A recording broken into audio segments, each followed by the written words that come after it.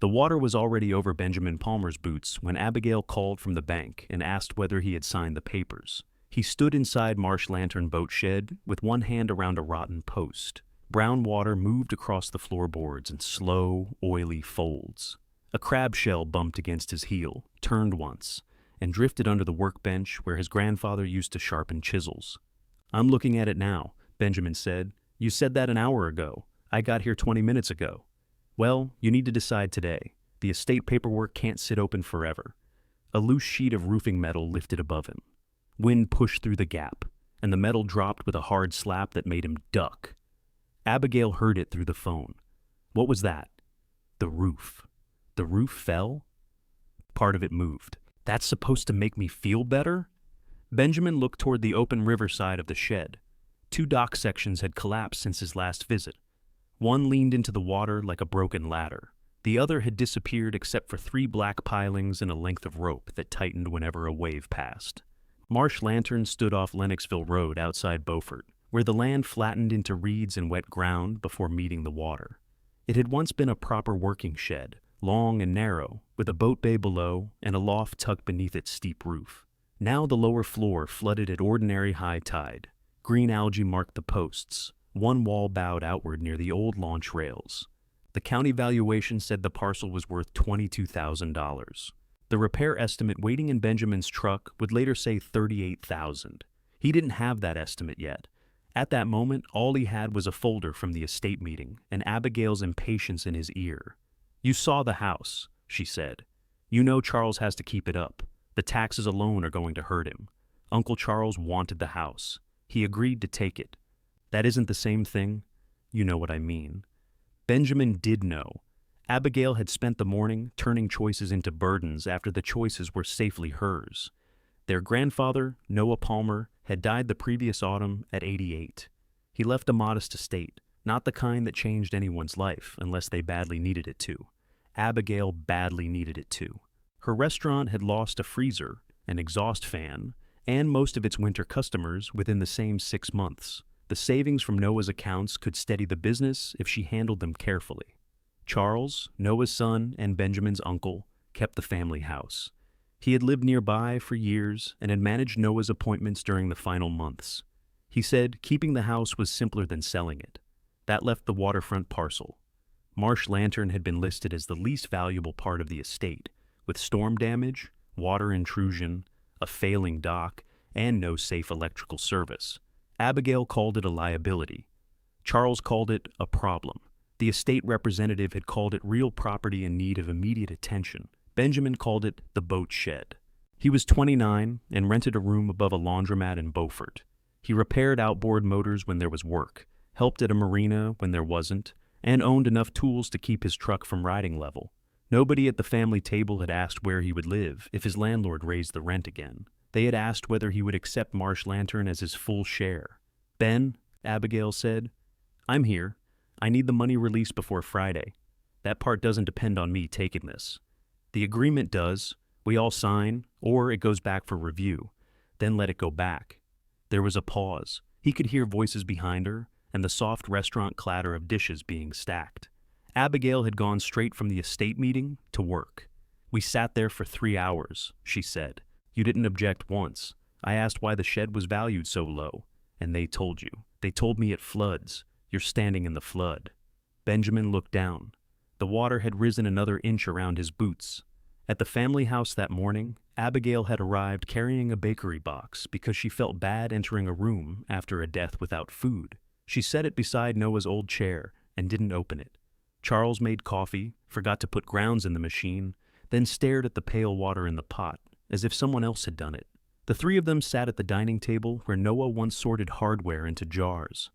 The estate representative placed a neat stack of papers between them. She explained the figures in plain language. There were savings. There was the house. There was Marsh Lantern. The savings were the easiest to divide, but Abigail wanted enough to stabilize the restaurant. Charles wanted the house kept intact. Neither of them wanted joint responsibility for the shed. "This arrangement reflects the values you discussed," the representative said. Benjamin looked at the page in front of him. "Discussed with who?" Abigail folded her hands. "We were trying to make it clean." You and Uncle Charles discussed it. We knew you liked the place, she said. Charles kept his eyes on his coffee. Benjamin turned to him. Did you know about this? I knew she was going to suggest it. That isn't what I asked. Charles rubbed a thumb over a stain on the table. At 67, he still had Noah's heavy hands, though he had spent most of his working life selling marine supplies rather than building boats. It's not an unreasonable division. The house isn't unreasonable. It needs work. The restaurant money isn't unreasonable. Abigail's mouth tightened. My business employs people, and the shed floods. That's why it's valued at $22,000, she said. You're not being cheated. You're receiving property. She turned the paper toward him and tapped the figure. Her fingernail made a small, hard sound against the table. Benjamin noticed Charles watching that number. There was something uneasy in his face, but it passed before Benjamin could name it. You could sell the lot, Abigail continued. Someone might want the water access. The dock is falling in, so take the land value. The land is mostly marsh. You always do this. Do what? You make every option impossible, then act like nobody offered you anything. That landed because it was familiar. Abigail had been saying some version of it since they were young adults. Benjamin changed jobs too often. He took on repairs that paid late. He kept old tools because Noah had taught him how to use them. Every decision that didn't produce quick money looked careless to her. The representative cleared her throat. No one has to sign today. Abigail leaned back. Of course not. Her voice was soft, almost pleasant. That made it worse. Charles finally looked at Benjamin. You did spend more time there than any of us. That doesn't mean I can afford it. No, Charles said. It doesn't. For a moment, Benjamin thought his uncle might object to the arrangement. Charles knew what the shed had been. He had worked there with Noah before Benjamin was born. Old photographs showed the two of them carrying frames through the wide river doors, Noah in front and Charles behind, both young enough to believe their backs would always forgive them. Then Charles said, "But if nobody takes responsibility, it'll keep getting worse." The responsibility moved across the table and stopped in front of Benjamin.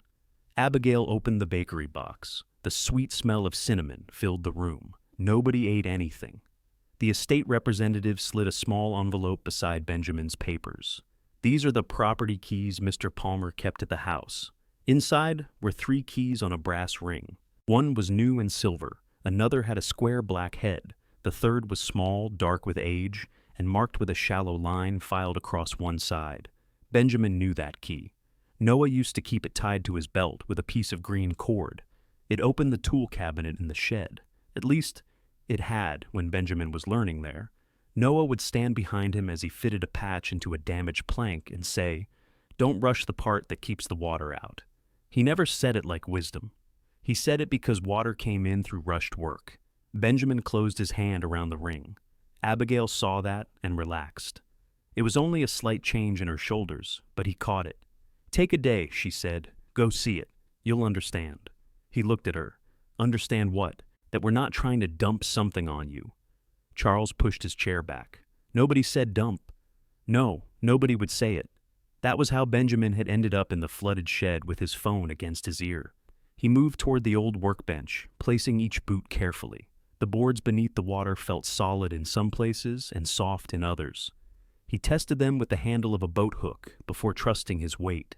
"You're quiet," Abigail said. "I'm trying not to fall through the floor." "Please don't joke about that. I'm not." She exhaled. "Sign the agreement, Ben. If you don't want the shed later, sell it, but I can't keep the restaurant waiting while you decide how you feel about Granddad." He stopped beside the workbench. "That isn't what I'm deciding. It sounds like it. You already decided what he meant to you. You got a dollar amount. That's cruel." Benjamin nearly apologized. He had spent years apologizing faster than other people could examine what they had said to him. This time, he watched a strand of marsh grass float through the open doorway and let the silence remain. Abigail lowered her voice. "I'm trying to keep my doors open.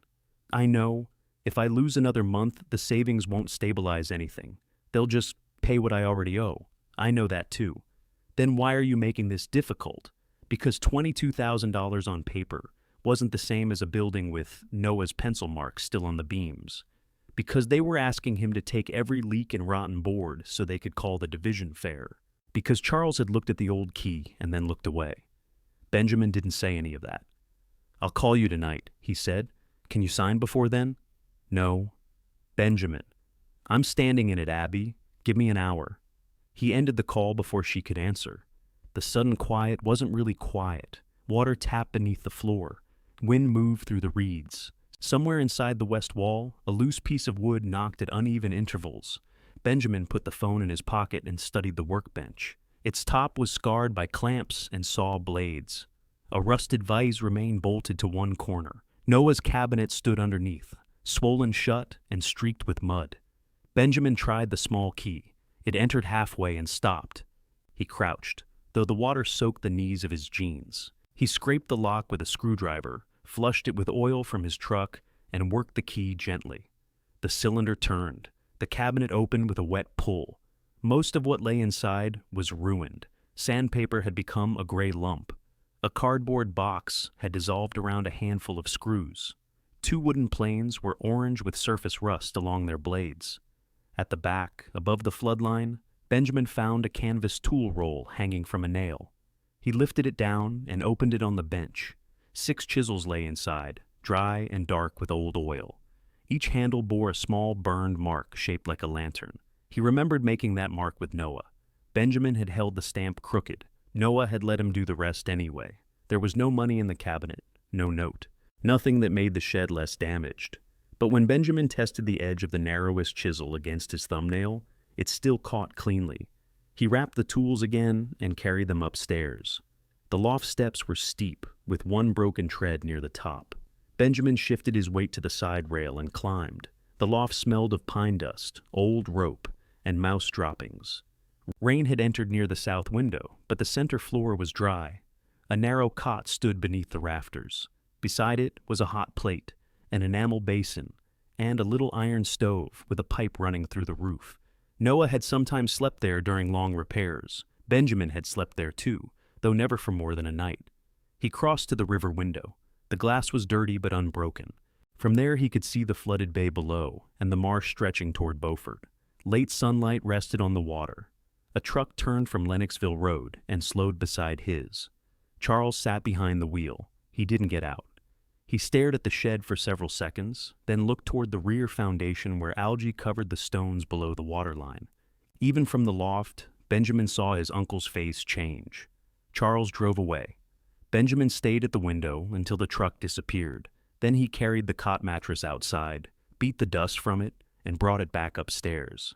He set the dry chisels on the sill, opened both loft windows, and began making a place to sleep.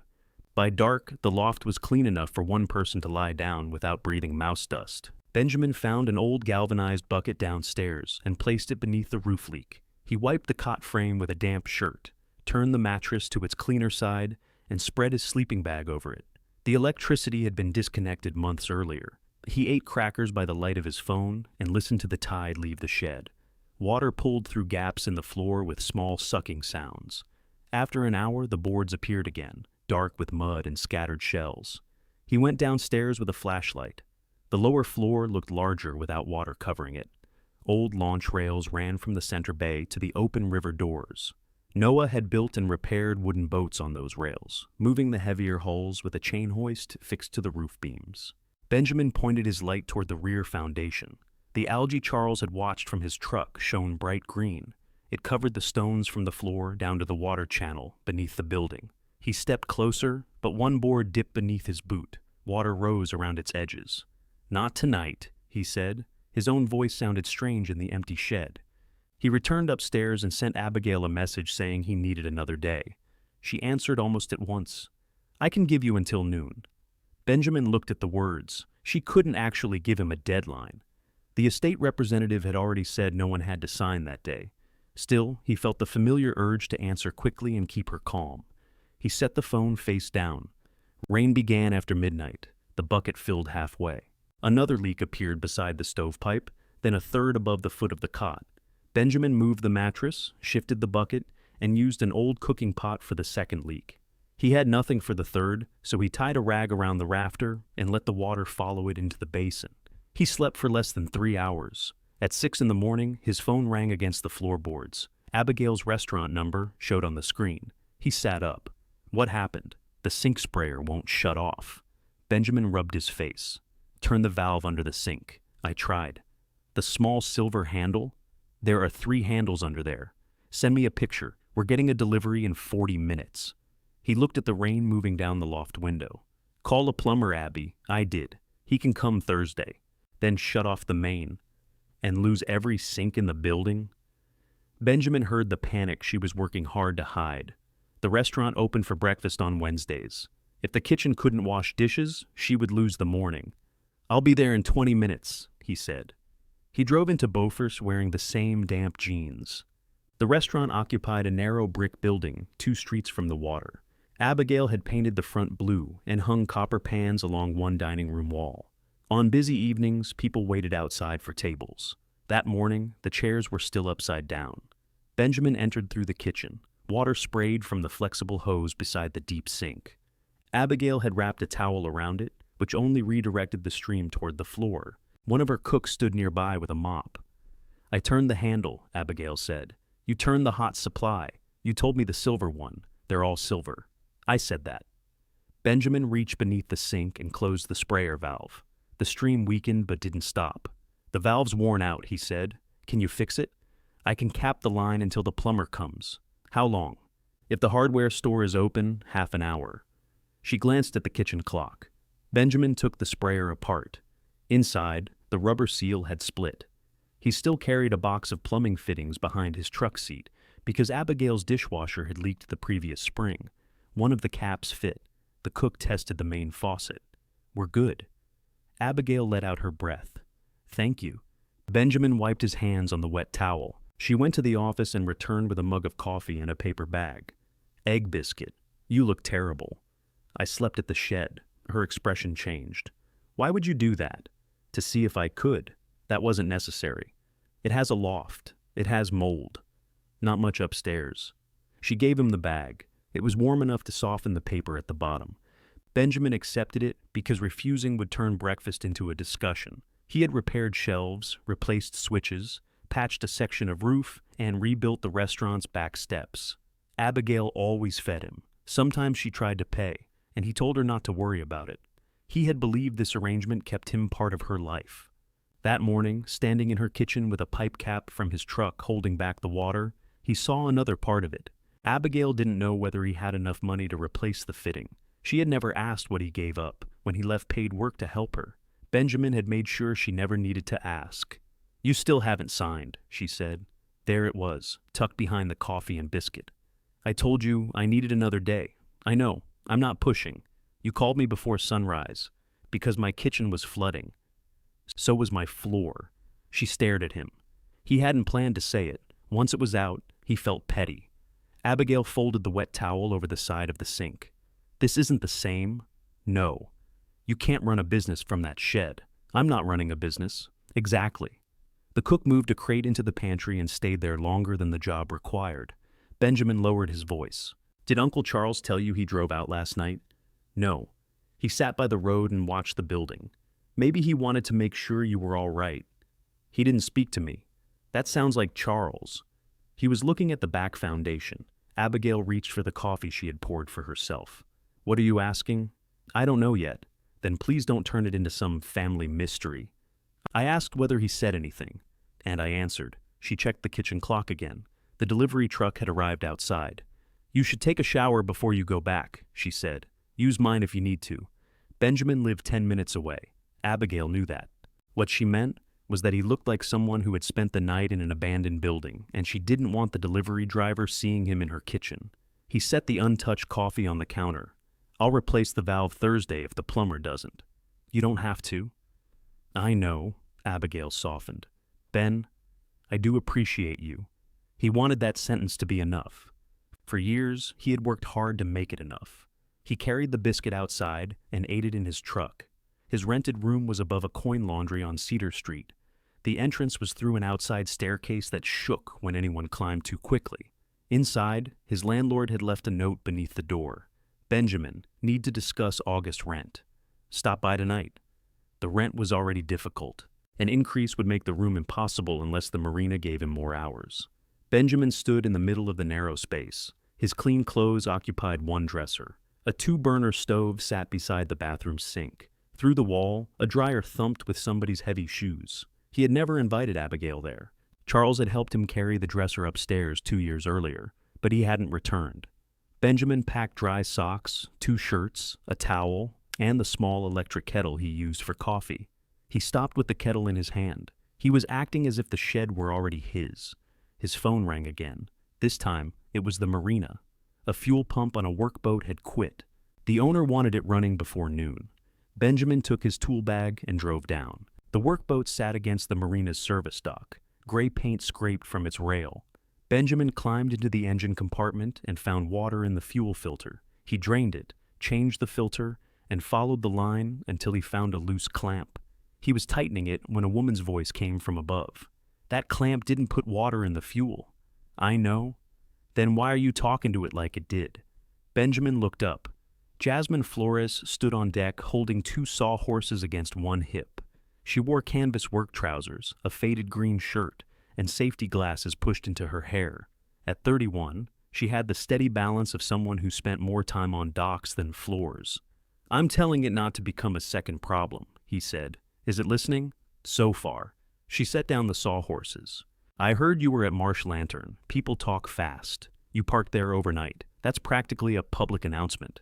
Jasmine had apprenticed under Noah for several years. She built replacement spars, repaired wooden hulls, and accepted jobs other carpenters avoided because the measurements took longer than the cutting.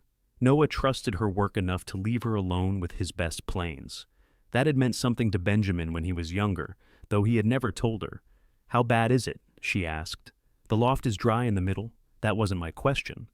"The west wall moved. Part of the dock is gone. Water comes over the lower floor."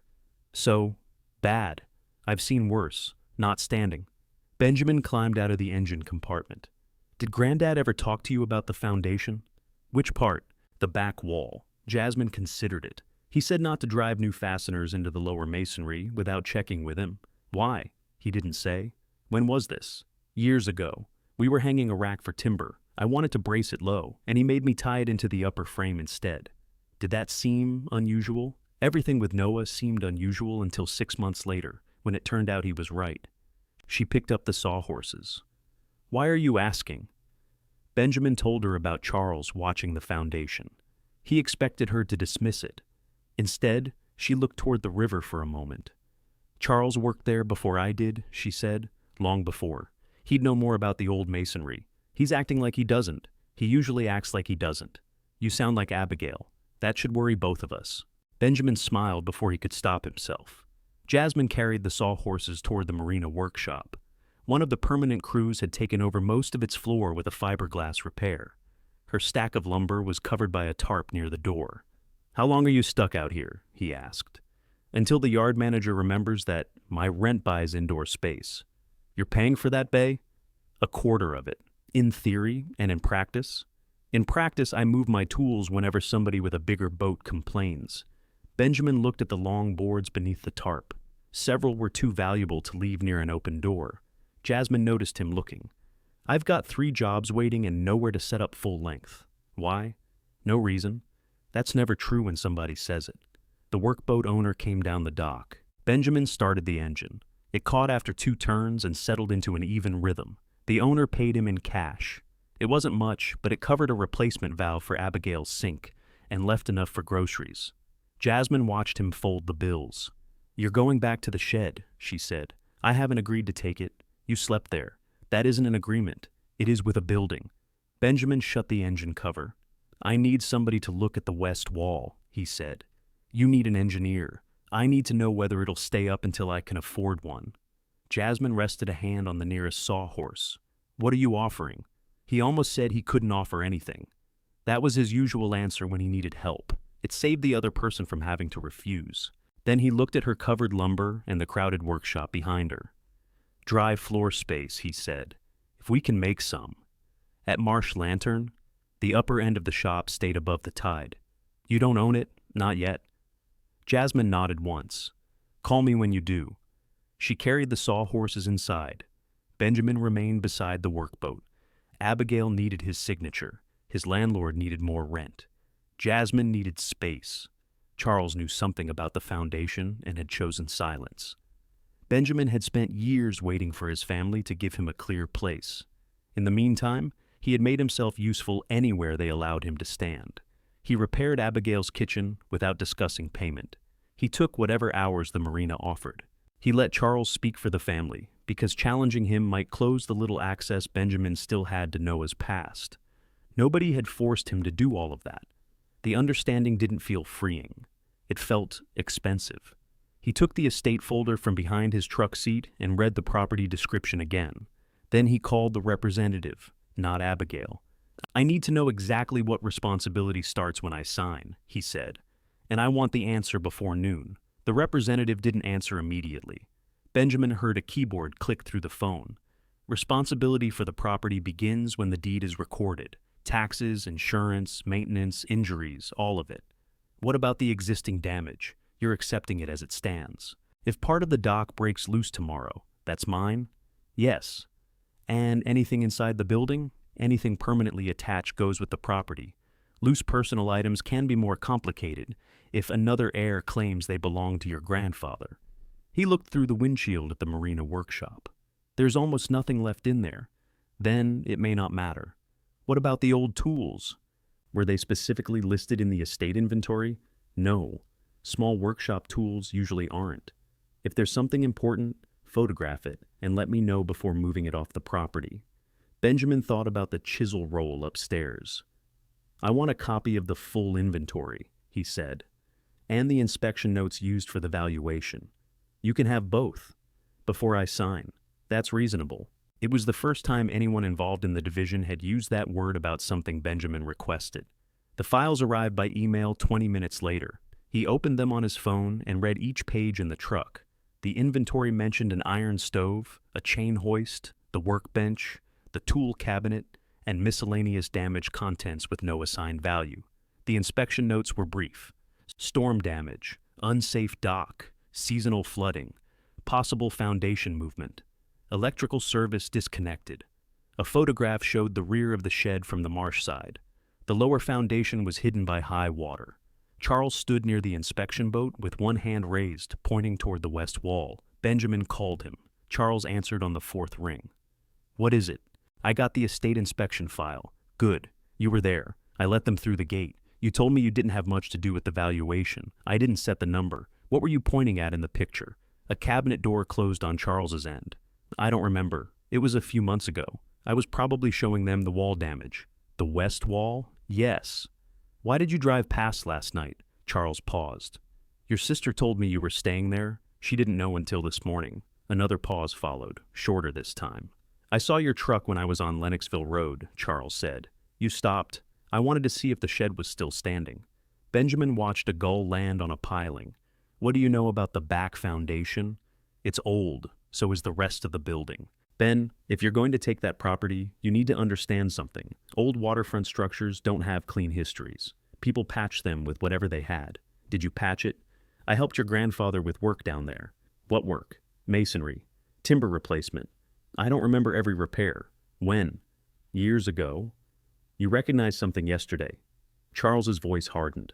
"I recognized a building that needs more money than you have." Benjamin let that sit. "Is there any reason I shouldn't clear the algae from the rear stones?" he asked. "Yes. Because you could loosen something." "Algae?" "Don't be clever. The lower wall may be carrying more weight than it should." "Is it ordinary stone?" "As far as I know." It was an answer shaped to end the conversation. Benjamin had accepted those from Charles for years. "All right," he said. "I'll have somebody qualified look at it." "Who?" "Somebody qualified." Benjamin ended the call. He drove to the estate office before he could talk himself out of it. The representative met him in a small conference room. She placed colored tabs beside the signature lines, but didn't rush him. "Your sister has already signed her part," she said. "Your uncle has signed his. They signed before I did?" "Yes." "So, if I refuse, what happens?" "The proposed division fails. The estate may need to sell assets and distribute the proceeds another way. Abigail might not get the savings quickly. That's possible. And Charles might not keep the house. It would depend on what the three of you agreed to next." Benjamin looked at the deed. He had imagined that refusing would force Abigail and Charles to offer him something better. Instead, It might force the house onto the market and hold the restaurant money for months. He didn't want either result. That was part of what they had counted on.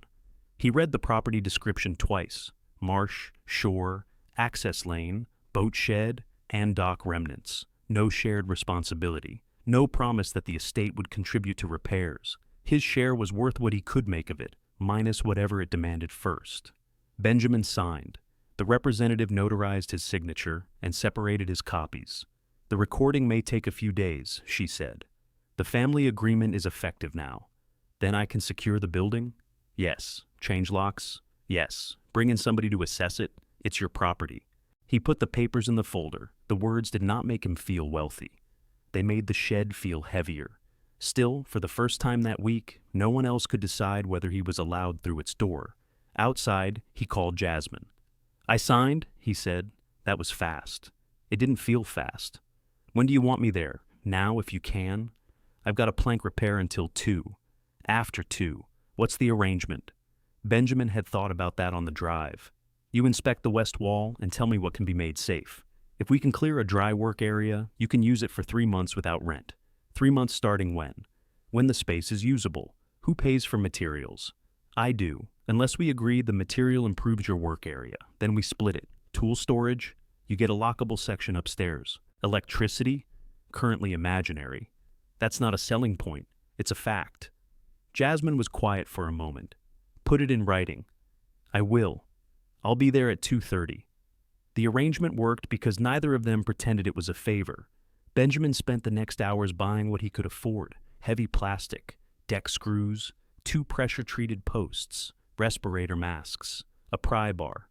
He wanted a portable pump, but had too little money left. So he borrowed one from the marina in exchange for servicing it afterward. At the shed, the tide had begun rising. He photographed every remaining tool and fixture before moving anything. He carried the tool roll downstairs, cleaned 1 chisel at a time, and laid them on the bench. Then he covered the broken roof section from inside, fastening plastic beneath the rafters where the wind couldn't lift it.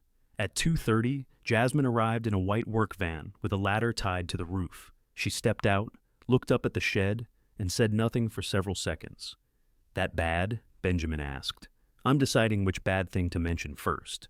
Start with the one that can kill us." "The wall." They entered through the landward door. The tide had spread across half the lower floor. Jasmine tested boards with a long awl, marked weak ones in red chalk, and studied the west wall from the inside. She pressed her palm against a vertical timber. "Push here." Benjamin pushed. The timber moved enough for him to feel it. "That isn't good?" "No." "Can we brace it?" "Temporarily. The lower end is soft. We'll transfer the load to a sound floor beam." "Is there one?" "We're going to find out." They lifted 3 floorboards near the center aisle. Beneath them, the main beam was dark but solid. Jasmine drove the awl into it, pulled it out, and smelled the point. "Old heart pine," she said. "Your grandfather spent money where it counted. Can it carry the brace?" "For now." They worked with the pressure-treated posts Benjamin had bought. Jasmine cut angled braces in the yard, while Benjamin cleared the connection points. She showed him where to place each screw and made him back one out when he drove it too close to a split. "You're enjoying that," he said. "I don't enjoy removing bad screws." You smiled. "I enjoy preventing walls from falling on me." By late afternoon, 2 diagonal braces ran from the west wall to the main floor beam. They looked rough, but held firm when Benjamin pushed the timber again. The movement had stopped. It was a small repair, temporary and plainly visible. Benjamin stood with one hand against the wall and felt the difference. His first act as owner had made the building safer than it had been that morning. Jasmine wrote the date on both braces in black marker. "Why?" he asked. "So nobody mistakes temporary work for permanent work. Noah used to do that. He taught me." She examined the rest of the lower structure while the pump moved water through a hose and out toward the marsh. It couldn't outrun the tide, but it cleared the shallow section behind the workbench. Benjamin brought down the chisel roll. "I found these in the cabinet." Jasmine opened it. Her fingers stopped over the burned lantern marks. "I sharpened this one," she said, touching the widest chisel. "Noah made me redo the bevel 3 times. He made me stamp the handles. I wondered why one lantern leaned sideways. They all lean sideways." "Exactly." She rolled the tools closed and handed them back. Keep those upstairs.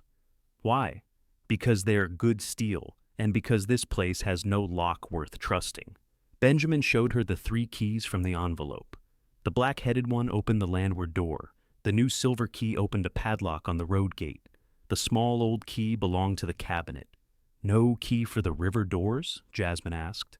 They don't close. That solves it. As the tide turned, the water stopped advancing. The pump began gaining ground. Mud appeared along the rear floor, followed by broken shingles, oyster shells, and a length of chain. They cleared debris into buckets. The work was slow because every step had to be tested. Benjamin told Jasmine what Charles had said about the lower masonry. Ordinary stone, she asked. As far as he knows. That's a careful answer. He said clearing algae might loosen it. With what, a sponge? He meant I shouldn't touch anything.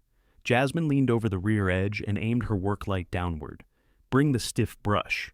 Benjamin passed it to her. She scrubbed a small section above the falling waterline. Green growth peeled away in thick ribbons. Beneath it, the stones were irregular chunks of local rock set in old mortar. Nothing strange there, she said. They moved toward the west corner. The algae was heavier where the foundation turned beneath the wall. Benjamin wedged himself beside a post and brushed at it. The first layer came away. Then another. His brush struck a straight edge. He stopped. What? Jasmine asked. Listen. He ran the wooden handle across the exposed surface. It made a clean, hard sound, different from the rough stones beside it. Jasmine crouched. Together they cleared a hand-wide section. A pale gray corner appeared beneath the algae. The face was flat. One edge ran straight down into the remaining water. Another disappeared behind the ordinary seawall stones. That's granite, Jasmine said. Does granite belong here? Not dressed like that. She scraped the mortar joint with the awl. The granite did not move. Benjamin photographed it, then held his phone light closer. Fine tool lines crossed the flat face. Someone had cut the stone to fit. How much can we uncover? He asked. Not until the tide drops farther, and not while we're standing on unsupported boards. Could it be an old dock footing? Maybe. But you don't think so. I think one corner isn't enough to call anything. She looked along the rear wall, measuring distance with her eyes. What? Benjamin said. The stone turns inward. Toward the shed? Yes. So it supports the wall. Maybe. Or it belongs to something behind the wall. The pump coughed and stopped. Benjamin checked the intake. A strip of cloth had wrapped around it. By the time he cleared it, water had begun returning through the gaps with the evening tide. Jasmine packed her awl and work light. We need the next low tide, she said. Tomorrow? Tomorrow won't be low enough to expose much more. There's a stronger drop coming, but first we make the floor safe. How much? I'll price it tonight. Benjamin looked at the granite corner as water folded over it again. Charles had called the foundation ordinary. He had warned Benjamin away from the exact place where cut stone sat hidden beneath years of growth.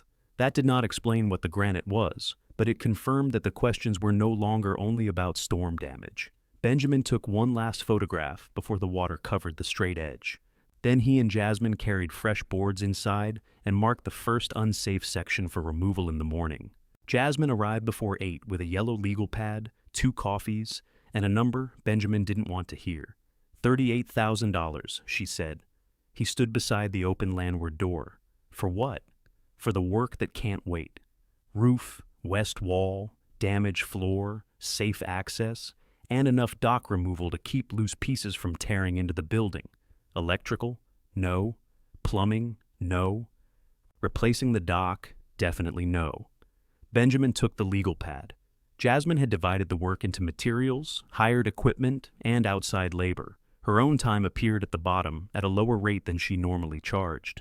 You cut your labor. I counted the workspace agreement. This is more than the shed's valuation. The shed doesn't care what the estate called it. He read the list again. What can we do first? Replace the marked floor section, keep the braces dry, remove anything hanging from the dock before the next strong tide, and the foundation. We leave it alone until we can reach it safely. Benjamin handed back the pad. I can't pay for all this. I know. You knew before you wrote it. I knew you needed the real number. The first coffee was plain. The second had sugar, so she gave that one to him. They carried lumber through the door and set up over the sound section of floor. Benjamin's phone rang while Jasmine measured the first replacement board. Abigail's name appeared. He considered letting it ring. "You can answer," Jasmine said. "She'll want something." "Then find out what." Benjamin stepped outside. "Morning. Charles says you're working on the foundation." "No. We braced the west wall. He said you were scraping stones. We cleared some algae." "Why?" "Because Uncle Charles told me not to." Abigail went quiet. Benjamin looked toward the road. Her car was turning through the gate. "I'm here," she said, and ended the call. She parked beside his truck. She had tied her hair back and still wore the black trousers from the restaurant. A leather folder rested under one arm. "I have breakfast service in an hour," she said. "I don't have time for games." "Then why did you drive out?" "Because Charles called me at 6:30 and said you might undermine the building." "He called you?" "He's worried. About me, about the situation." Jasmine came to the doorway holding a tape measure. "The braces are secure. We haven't removed any masonry." Abigail looked at her. "You're working here now?" "I'm assessing it, for Benjamin, with Benjamin." The distinction was small, but Benjamin felt it. Abigail opened the leather folder and removed a printed page. "I spoke to a demolition company." "You did what?" "I asked a question, that's all." "You don't own this. The deed hasn't been recorded. The agreement is effective, and the structure is still connected to an estate with our names on it. That isn't how the representative explained it." Abigail held out the page. "They can take down the shed, remove the dock hazard, and leave the lot clean. You could sell the land later." Benjamin didn't take it. "You called them before I signed, didn't you?" Her eyes moved away for half a second. "You did." "I needed to know our options." "My option." "Fine, your option." Jasmine returned to her saw. The motor started inside, giving them enough noise to speak without making her part of the argument. Benjamin said, "The repair estimate is $38,000. Abigail closed her eyes briefly. "There. You see? I see the number. The property was valued at 22. You'd be spending almost twice that to save a damaged building. I don't have the money yet. Then approve demolition before somebody gets hurt. I'm not approving anything today." "Why not?" Benjamin could have told her about the granite. Charles had already told her enough to bring her there. Instead, he asked, "Why is he afraid of the rear wall?" "He isn't afraid. He called you before breakfast. He feels responsible for giving you the shed." Benjamin nearly laughed. "He didn't give it to me. That's not what I meant." "What did he tell you was back there?" "Nothing. Mud and old stone." "Then why did he need you to stop me?" Abigail shifted the folder against her side. She didn't know. That much was plain. "I'm trying to prevent a bad decision," she said. "You always attach yourself to things because Granddad touched them. And you always sell the things he touched when a bill comes due." Her face changed. Benjamin regretted the line before the last word left his mouth. Abigail's restaurant was not a hobby. It was 12 years of early mornings, burns on her wrists, missed holidays, and loans she had signed with shaking hands. She had not asked for financial trouble, but she had decided his attachment was less real because it didn't come with employees and invoices. "I'm not signing the demolition approval," he said. "You need to go open your restaurant." Abigail slipped the paper back into the folder. "If the wall fails, don't tell me nobody warned you." "I won't." She looked past him at the shed. "You should have taken cash. There wasn't any left after your share." They both knew that wasn't entirely fair. They also knew it was close enough to hurt. Abigail walked to her car without answering. Benjamin stayed outside until she reached the road. When he returned, Jasmine had cut the first new board, but hadn't installed it. "You heard?" he said. "The saw isn't that loud. I shouldn't have said the thing about the cash." "No, you could pretend to think about it." "I did." They lifted the damaged board together. The wood broke around the nails, forcing them to remove it in pieces. Beneath it lay a shallow pocket of mud and oyster fragments. By 10, they had exposed 2 floor beams. One was sound. The other had rotted along its upper edge. Jasmine drove a screwdriver into it. "That adds to the number," Benjamin said. "It changes where we place the repair. The number stays for now." They sistered a new length of timber against the damaged beam and bolted it through. Benjamin worked beneath the floor from a short ladder, while Jasmine held the beam level above him. The tide began returning before they finished. "Last bolt," she called. "I know. You said that on the last one. That was the last lower bolt. Then call this the last bolt." He tightened it, climbed out, and pulled the ladder clear as water moved beneath the opening. The new floorboards went down after noon.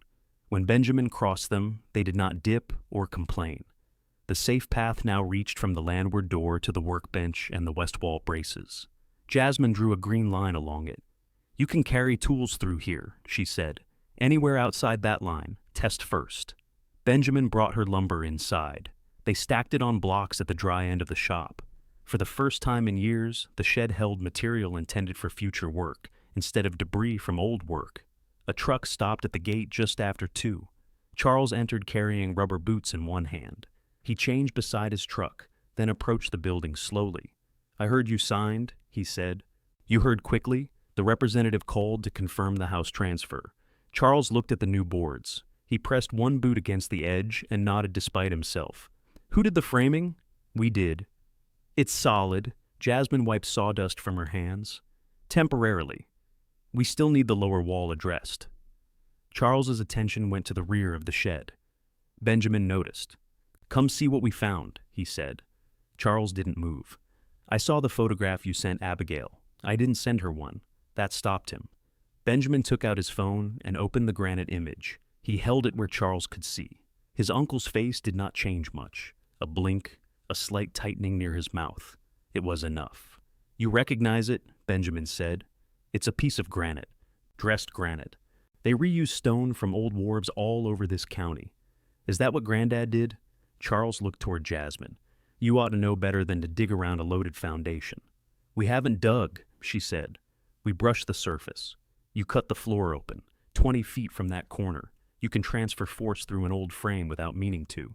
Jasmine's voice remained even. "That's why we braced before replacing anything." Charles looked at the dated braces. He had come ready to find careless work. Benjamin saw the moment he realized he couldn't. "What did you help Granddad build?" Benjamin asked. "I told you. Repairs." "Why granite? It lasts." "What's behind it?" "Fill, probably." "Probably."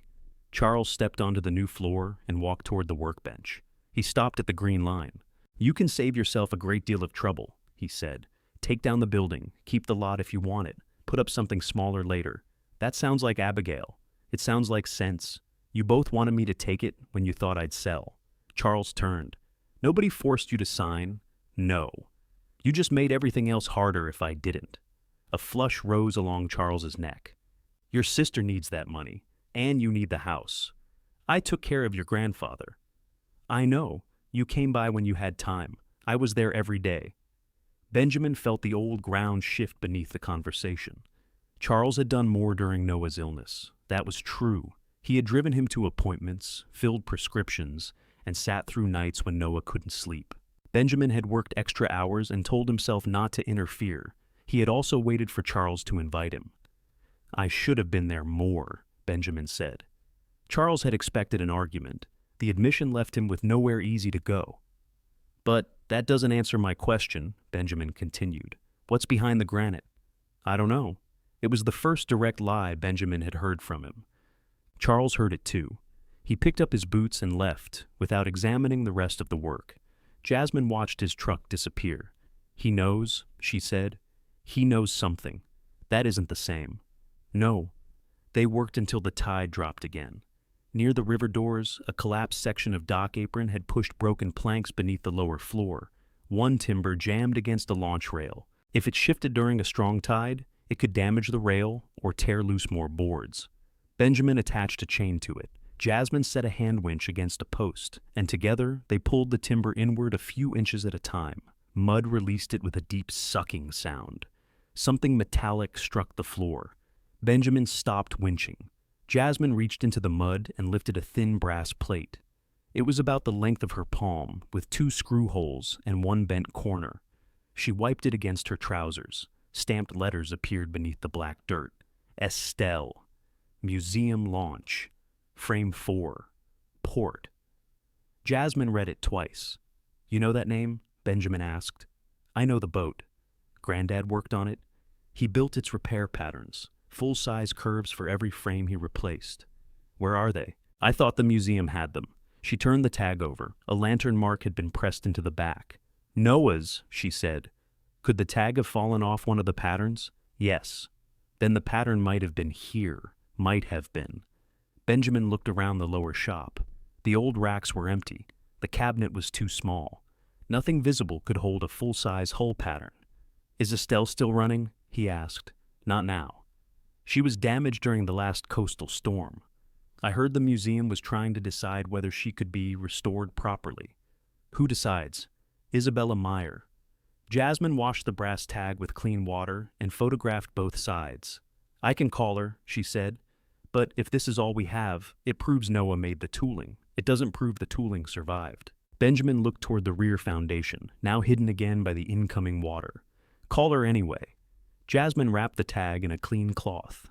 Before leaving, she moved her first tool chest into the dry work area and fastened a new lock through its handles.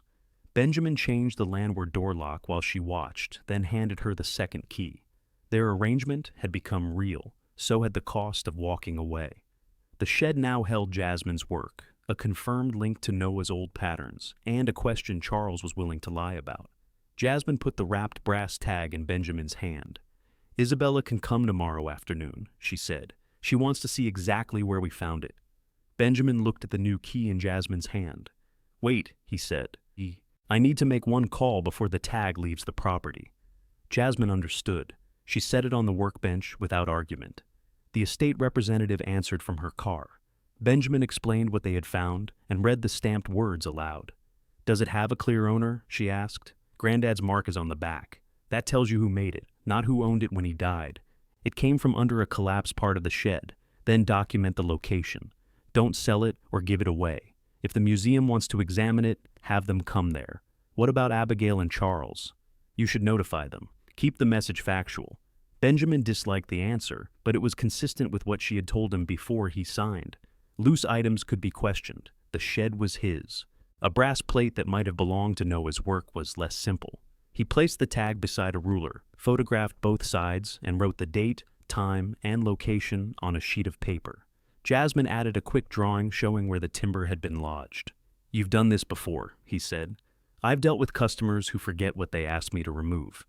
Benjamin sent the photographs to Abigail and Charles in one message. "Found during removal of loose dock debris. It's staying secured at Marsh Lantern. The museum director is coming to examine it tomorrow." Abigail called in less than a minute. "What museum director?" "The one connected to the launch named on the tag." "You contacted a museum before speaking to us?" Jasmine contacted her.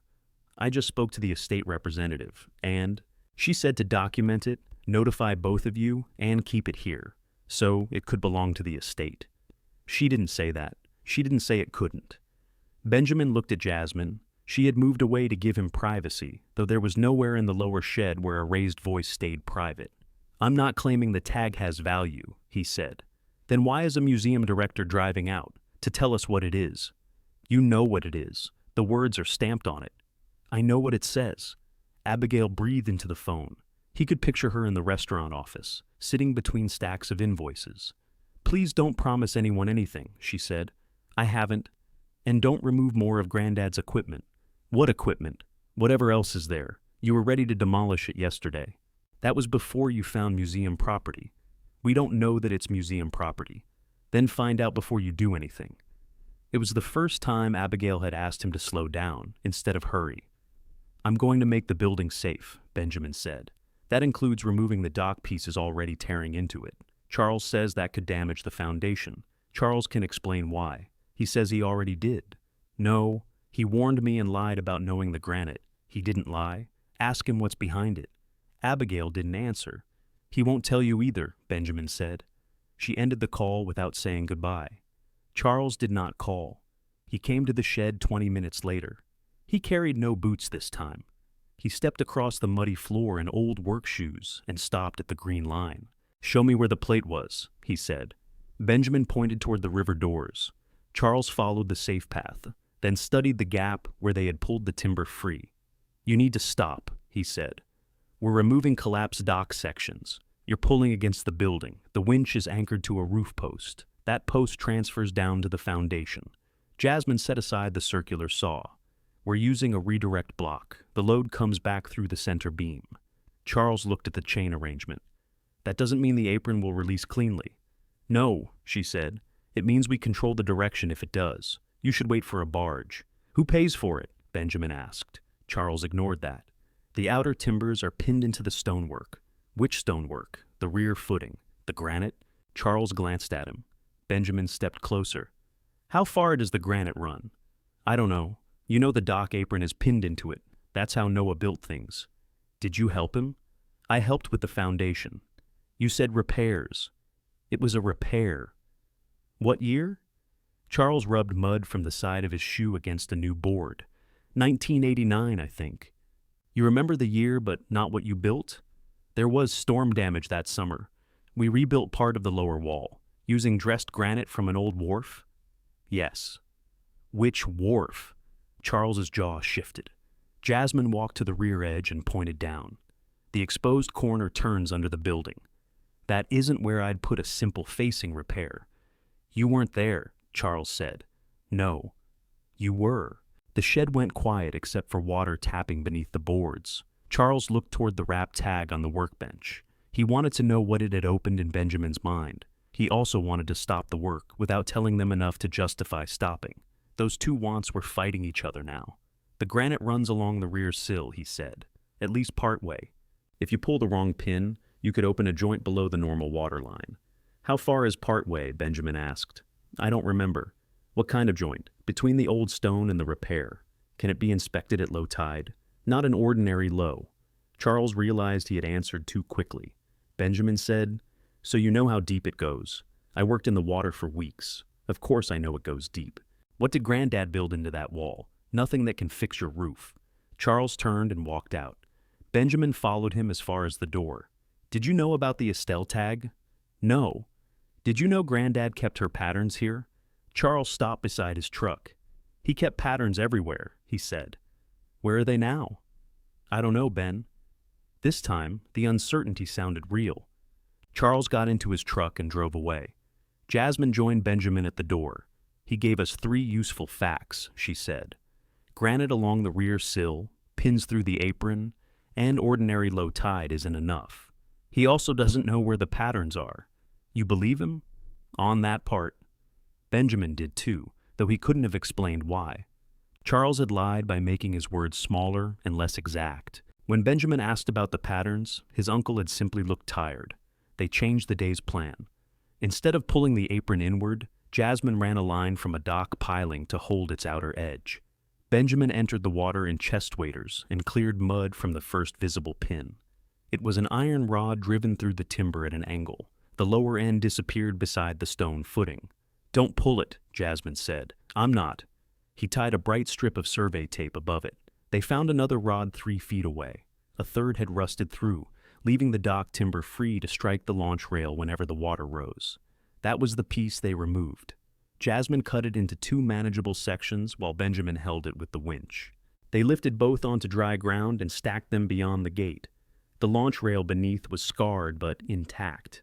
The removal opened a narrow view along the rear foundation. As the tide fell, Benjamin washed algae from the stones with a low-pressure hose. He did not touch the mortar. The irregular outer rocks continued for several feet. Behind them, visible through 2 washed-out joints, ran a straight gray surface. Jasmine lowered her work light. Same granite, she said. So, the corner isn't isolated? No. How far? Farther than we can see. The granite face was not directly supporting the outer stones. A hand-wide gap separated them in places, packed with shell and old sand. The visible seawall had been built in front of something more carefully made. They photographed each opening and measured its distance from the west corner. Then the tide turned and covered the lowest joint. By late afternoon, the dangerous dock section was ashore, the launch rail was protected, and the granite was confirmed to extend behind the ordinary wall. The work had produced an answer. It had also made Charles's account harder to accept. Jasmine locked her saws in the tool chest. Isabella will ask to see the launch pattern. We don't have it. She'll ask where the tag came from. We can show her. She may decide it washed in from somewhere else. It was jammed under a dock timber. Things travel in storms. Benjamin looked at the empty pattern racks along the east wall. Their wooden uprights remained, but the horizontal supports had been stripped away years earlier. Faint outlines marked the boards where wide, curved pieces had once rested. Would full-size patterns fit there? He asked. Some would. Could the tag have fallen from one when the dock collapsed? Possibly. That word is doing a lot of work today. It's an honest word. They searched the mud where the plate had fallen. Benjamin sifted shells through a wire basket. Jasmine checked beneath the launch rail and along the workbench legs. They found old nails, a socket, 2 corroded hinges, and a brass screw with its head snapped off. The broken screw fit through one hole in the tag. Jasmine examined it beneath the work light. Same metal, she said. That's useful, but it still doesn't give us the pattern. It tells us the tag didn't just wash in loose. Maybe. Benjamin set the screw beside the tag and took another photograph. A car entered the gate at 4 the next afternoon. It was dark blue, clean enough to show every spot of marsh dust by the time it reached the shed. Isabella Meyer stepped out carrying a flat document case and a canvas bag. She wore practical shoes and paused first to study the roof, the river doors, and the marked route across the floor. "You've made this safe to enter?" she asked. "Safe enough if you stay inside the green line," Jasmine said. Isabella followed it exactly. Benjamin placed the brass tag, the broken screw, and the location drawing on the workbench. Isabella did not touch anything until she had put on thin cotton gloves. She held the plate under a small magnifier. "The museum did not issue this tag," she said. Benjamin's hope dropped. Then Isabella turned it over and touched the lantern mark. Noah did. He tagged every full-size pattern set himself. The launch name, frame number, and side are in his hand stamps. "So it's real?" Benjamin asked. "It's genuine." She opened the flat case and removed an old photograph. It showed Noah standing beside a curved wooden pattern taller than his shoulder. A brass plate was fixed near its lower edge. Even through the photograph, Benjamin could read the first word. Estelle. Isabella set the image beside the tag. "The pattern in this photograph is frame 4, port side," she said. That plate was attached to it. For the first time, they knew exactly what had been inside Marsh Lantern. Isabella looked at the empty racks, then toward the granite hidden below the rising water. "Now, we need to determine whether Noah moved the set," she said. "Because if those patterns still exist, the museum has a decision to make very quickly." Benjamin followed her gaze. What decision? Whether to restore Estelle with her original shape or replace the damaged frames from new measurements. Those are not the same job. Which one does the museum want? The original shape. But we can't wait indefinitely for tooling that may be gone. Isabella removed another photograph from the case. Estelle sat on a railway cradle outside Marsh Lantern. Her hull was painted white, with a dark green stripe and a small enclosed cabin near the stern. Noah stood beneath the bow, holding a long wooden curve against one frame. "She was built as a harbor launch," Isabella said. "The museum acquired her later. Noah restored her after rot damaged the port side." "When was this?" Benjamin asked. "Before Jasmine worked here. The full record is at the museum." Jasmine leaned over the image. "That's the east pattern rack behind him." 3 wide wooden curves rested against the wall. Their outlines matched the faded marks still visible inside the shed. Isabella crossed to the rack. She measured the distance between 2 old screw holes, then compared the wall boards with the photograph. "This is the same location," she said. "The patterns remained here after the restoration." "How long?" Benjamin asked. "The last dated photograph we have was taken several years later. After that, the museum's files only say the tooling stayed with Noah." "Why didn't the museum take it?" "Because Noah built it. We paid for the launch work, not every jig and pattern in his shop." "Could he have thrown it away?" Isabella looked toward the workbench. "He could have, but I never knew him to discard a useful curve." Jasmine smiled slightly. "He wouldn't throw away a bent nail until he'd checked whether it could become a hook." Benjamin's phone vibrated. The marina number appeared. He declined the call. Isabella returned to the brass plate. "May I clean the edge?" "Yes." She used a cotton swab and a small bottle from her bag. Under the dirt, a line of tiny stamped digits appeared. Jasmine read them. "Pattern set number." Isabella opened a notebook and found an entry. "It matches the Estelle restoration file." "So, there's no question what this came from," Benjamin said. "No question." His phone rang again. Jasmine glanced at it. "You should answer." Benjamin stepped outside. The marina manager did not sound angry. That made the call worse. "We needed the pump this morning," he said. "I told the desk I'd return it after I serviced it. You said yesterday. It was still running here. Ben, I called you for 2 jobs today. I was with an inspector. At the shed? Yes. I can't hold repair work while you decide whether to come in. I didn't know I was scheduled. You weren't scheduled. That's the problem. You've always wanted the extra calls. Benjamin looked through the doorway. Isabella was photographing the tag while Jasmine held a scale beside it. I still do. Then answer. I'm answering now. After I gave both jobs away.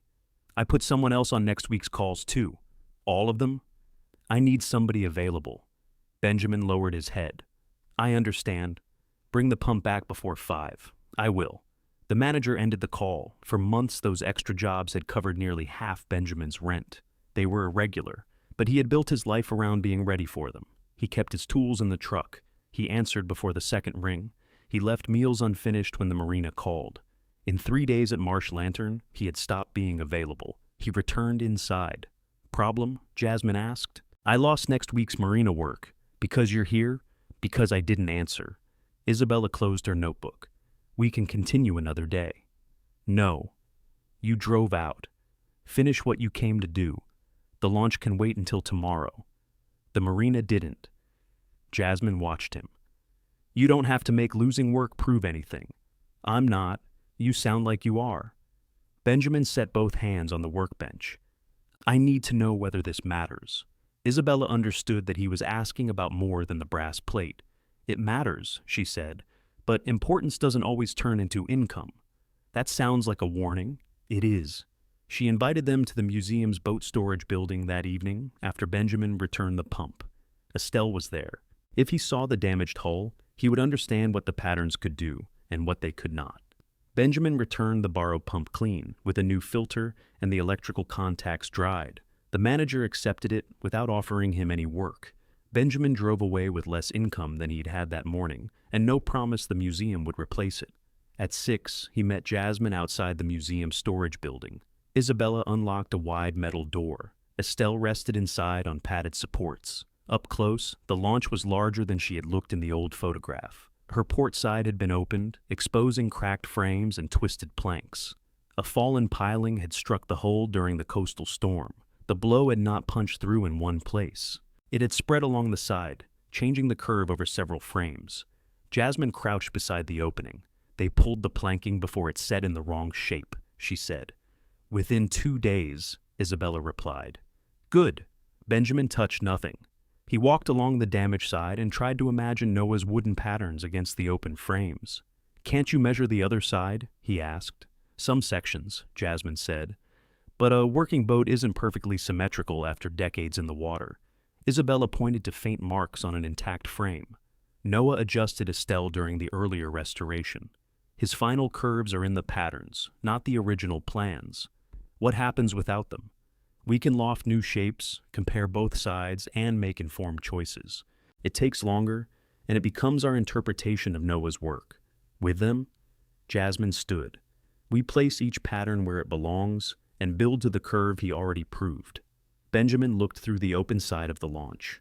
The value was not in old wood hanging on a wall. It was in avoiding months of guessing while keeping the hull the way Noah had shaped it.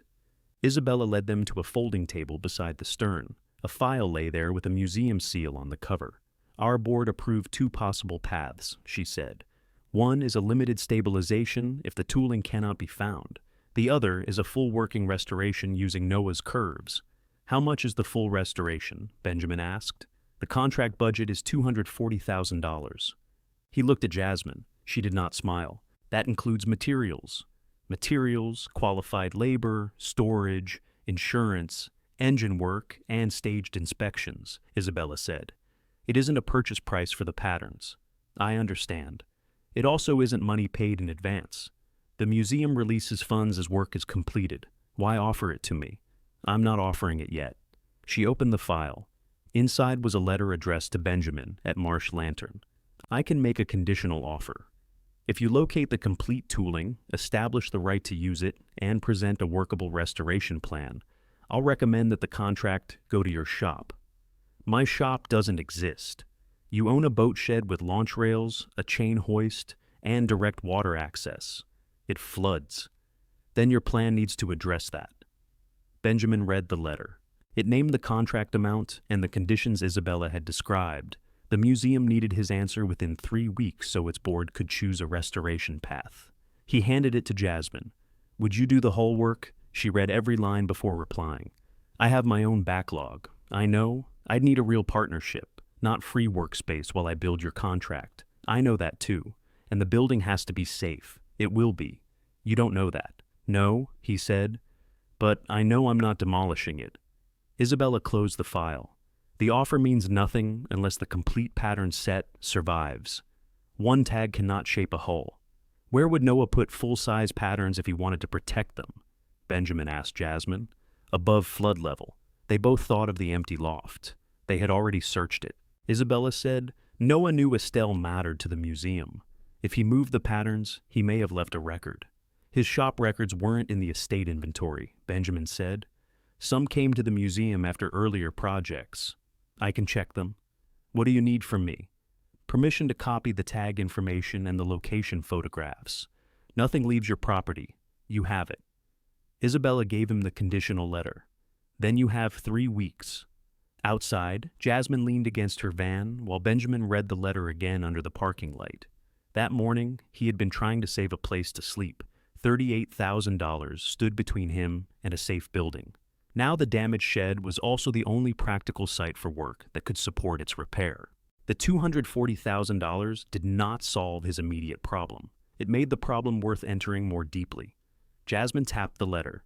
If we find the set, you still need ownership, insurance, a schedule, and a shop that stays dry enough to build in.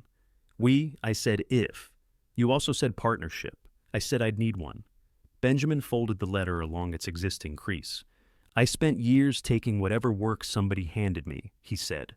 I don't want Marsh Lantern to become another place where I wait for permission. What do you want it to become? He looked back at Estelle through the storage building's open door. A working shop again. It was the first time he had said it aloud. Not a dry corner in the loft, not a piece of land to sell later. Not proof that Noah had loved him more than the rest of the family. A shop where the old rails carried boats again, where Jasmine could lay out a full plank without moving for somebody richer, and where Benjamin's name was attached to work he had chosen. Jasmine held out her hand. 3 weeks, she said. We look for the tooling and build a real repair plan. After that, we decide whether there's a business. Benjamin shook it. The agreement cost him the last excuse to treat Marsh Lantern as temporary. The next morning, Benjamin covered one section of the east wall with brown paper and wrote 3 lists. Make the building safe. Find the tooling. Build the museum plan. Jasmine stood behind him with coffee. You left out sleep. That's upstairs. You left out money. That's everywhere. They began with the safe route.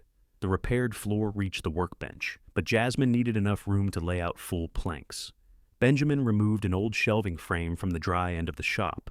They cleared nails, patched 2 weak boards, and raised a work platform on treated blocks. Jasmine checked every support herself. If one rocks, the whole table rocks, she said. Benjamin tightened the last shim. It doesn't? She set a 16-foot board across the platform. Both ends remained level and clear of the walls. That counts, she said. He drew a line through the first item under the building list. It was not finished. It was not even close. But they had created a usable work area where none had existed 2 days earlier. Jasmine brought in a damaged skiff rudder from her backlog. The owner had been waiting because she had nowhere to clamp it securely. By noon, the rudder was fixed between 2 braces while she removed the split lower section. Benjamin set up a portable generator outside and ran one cord through the landward door. He kept it elevated above the floor and marked the connection with orange tape. The generator powered lights, a drill, and a fan, but not all at once. When Jasmine started the saw, the lights dimmed. Luxury, she said. Wait until you see the bathroom. There's a bathroom? No. They worked without calling Charles. Isabella emailed copies of Noah's shop photographs and a scanned equipment list from Estelle's earlier restoration. Benjamin printed them at the public library and arranged them on the workbench by date. The photographs showed patterns on the east rack, then later beneath the loft stairs. In the final image, the rack was empty. A wide wooden cart stood in the middle bay. Jasmine examined the cart wheels. That's not for moving lumber, she said. How can you tell? Wide base, low deck, no sides. It was made for shapes that couldn't stand upright. They searched the shed for the cart. Only one wheel remained. half buried behind the stovewood box. Its iron rim matched the wheels in the photograph. Benjamin knelt on the floor with a flashlight. Faint parallel scratches ran from the east rack toward the rear bay. They moved the patterns this way, he said, or moved anything heavy this way. The scratches ended near the ordinary stone wall. Jasmine measured the width between them. It matched the cart's wheels in the photograph, within an inch. That did not tell them where the tooling went. It did tell them Noah had moved large flat pieces toward the rear of the shop. Benjamin marked the route on a copy of the floor plan. He did not send it to Charles. At the next low tide, he and Jasmine secured another loose dock timber. They cut away the broken outer section without pulling the iron pins. The work opened more water flow beneath the rear apron. Jasmine took measurements while Benjamin held the work light. If Charles built a repair wall, he said, why leave the old stone in front? To protect the granite from impact, maybe. Would you do it that way? No. What would you do? I'd tie the repair into the existing face and make one wall, so this is 2 walls. At least in this section, they could not see below the ordinary waterline. Mud and dock remains covered the lower face.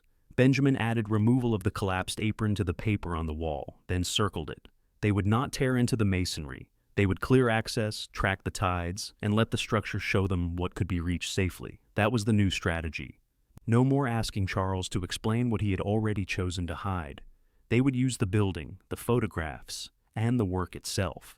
By late afternoon, Jasmine fitted the rudder's new lower section. Benjamin shaped the edge with one of Noah's restored planes. The tool left a thin curling shaving across the bench. Too much at the heel, Jasmine said. Benjamin checked the curve. She was right. He took 2 more passes. The skiff owner arrived before dark. He stepped inside, followed the green path, and ran a hand along the repair. You did this here? He asked. Today, Jasmine said. The owner looked up at the patched roof and temporary braces. Noah would either be proud or furious. Probably both, Benjamin said. The man paid Jasmine and asked Benjamin to look at the skiff's outboard the following week. It was a small job, the kind the marina might once have passed to him. Benjamin wrote the appointment on the brown paper under the museum plan. The boat shed had earned its first new work. Jasmine put part of the rudder payment toward the generator fuel and carried the rest to her van. Nothing about it was charity. She had completed a repair, used the agreed space, and paid her share of the day's operating cost. Benjamin watched her drive away, then swept the new platform. A pair of headlights turned through the gate. Abigail parked where Isabella had parked the day before. She entered without calling out, stopped at the new lock, and waited for Benjamin to open the door. You changed it, she said. Yes. I tried my old key. You have a key? Charles gave me one years ago. It doesn't work now, I noticed. Benjamin opened the door but did not offer her a replacement. She followed the green line into the work area. Her eyes moved over Jasmine's clamps, the generator cord, the repaired boards, and the brown paper on the wall. You're taking customer work? 1 repair today, another next week, that fast. The space works. She touched the edge of the new platform. How much have you spent? Not $38,000. That isn't an answer. It's my account, Abby. She looked at the photographs spread across the workbench. Is that the museum launch? Yes. And these are Granddad's records? Copies. Where are the originals? At the museum. Abigail lifted one photograph, then put it down when Benjamin reached toward it. I'm not stealing a photograph, she said. I didn't say you were. You changed the locks. You called a museum. You're moving business equipment in. I'm trying to understand what happened in 2 days. I accepted the property you wanted me to accept. You made it sound worthless. Benjamin stared at her. I did? You kept asking questions at the meeting. You acted like we were burdening you. You were. And now there's a museum involved. He rolled the photograph copies together and secured them with a rubber band. What do you want? Abigail opened her handbag and removed a folded paper. I want to simplify this before it gets ugly. She placed the paper on the bench. It was not from a lawyer or the estate representative. She had typed it herself. The proposal offered Benjamin the estate valuation plus $5,000 for the shed and land. Abigail would arrange demolition and assume future costs after transfer. You want to buy it? He said. I want to give you a way out. With what money? The restaurant can borrow against equipment. You told me it was struggling. It is. Then why take another loan for a flooded shed? Because this has already caused more conflict than it's worth. To you, to all of us. Benjamin folded the proposal once and handed it back. No, you didn't read the conditions. I read enough. 5,000 above the valuation is fair. It was fair yesterday when you wanted it demolished. It's still fair. The museum offered a possible contract. Abigail became still. Benjamin had not planned to tell her the amount. Hiding it would only give her a stronger reason to claim he had deceived the family. How possible? She asked. Conditional. On what? Finding the complete tooling and proving I can use it. How much? He looked toward the river doors. Water moved beneath them in the late light. $240,000. Abigail sat down on the nearest stool. For several seconds she said nothing. Then she asked, for the tag? No, for restoring Estelle. At this shed, if we make it safe, with Jasmine, yes. Abigail's eyes moved to the paper lists, then to the photographs. And the patterns belong to whoever owns the shed? We haven't found them. That isn't what I asked. I don't know who owns them, because we don't know where they are, but you think they're here. I think Granddad moved them toward the rear wall. Abigail stood and walked to the end of the green line. The incoming tide covered the granite. She could see only rough outer stones. Charles said, there's nothing back there. Charles also said he didn't know the granite. You're accusing him of hiding property. I'm saying he knows more about the foundation than he admitted. She turned. If Granddad's tooling is found on estate property, it should be divided. This is my property. The tooling wasn't listed as part of your share. Nothing has been found. But you're already using the possibility to get a contract. Benjamin picked up her proposal and put it into her handbag. I'm not selling. Think before you say that. I have. You could take the money, walk away from the repair cost, and still do work somewhere else. That was never the plan for you. You expected me to sell the lot or pay for demolition. The situation changed. For me, too. Abigail slipped the handbag onto her shoulder. Then we need an inventory. You can ask the estate representative. I will. You don't come in without me. You don't bring anyone here. You don't move tools or papers. If you want access, you arrange it. This was Granddad's shop. Now it's mine. The sentence hurt both of them. Benjamin let it stand. Abigail walked out. At the door, she looked back at the repaired floor and Jasmine's locked tool chest. You really think this can become a business? It already took paid work today. That was the practical fact she could not dismiss. The building was damaged, but it was operating. Abigail left with her purchase proposal still in her bag. 10 minutes later, Benjamin's phone showed a new message addressed to him, Abigail, Charles, and the estate representative. Abigail was requesting a formal inventory of every item at Marsh Lantern before any museum agreement proceeded. She stated that Noah's tooling, if recovered, had never been assigned through the family division. Benjamin read the message twice. His strategy had worked once. The shed had produced paid work, and the museum had given that work a much larger direction. Now, Abigail knew exactly what to stop. The estate representative answered the group message the next morning. She agreed that any newly recovered loose property should be documented before it was used, transferred, or included in a contract. She also said Benjamin remained free to repair his building and operate from it. Abigail replied with one sentence. The museum should be informed that ownership of the tooling is disputed. Benjamin called Isabella before Abigail could. I saw the message, Isabella said. Nothing has been found. I understand. She's disputing something that may not exist. She's preserving a claim in case it does. Does that cancel the offer? It pauses it. Benjamin sat on the loft steps. You said I had 3 weeks. You still do. But I can't recommend a contract to someone who may not control the tools required to perform it. I own the building. The building isn't the condition. The tooling is? Yes. He pressed his thumb against the edge of the phone. What would satisfy the museum? A clear estate agreement, a separate assignment, or written agreement from all possible owners. Abigail won't agree. Then you need proof that her agreement isn't required. The decisive answer was somewhere Benjamin had not yet found. Isabella could verify museum records, but she could not create his right to use Noah's work.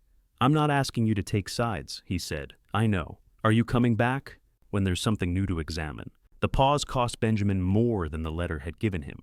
The contract amount remained printed on paper, but he could no longer use the offer to plan work, secure insurance, or promise Jasmine anything beyond the 3-week search. He went downstairs. Jasmine had already seen the group message.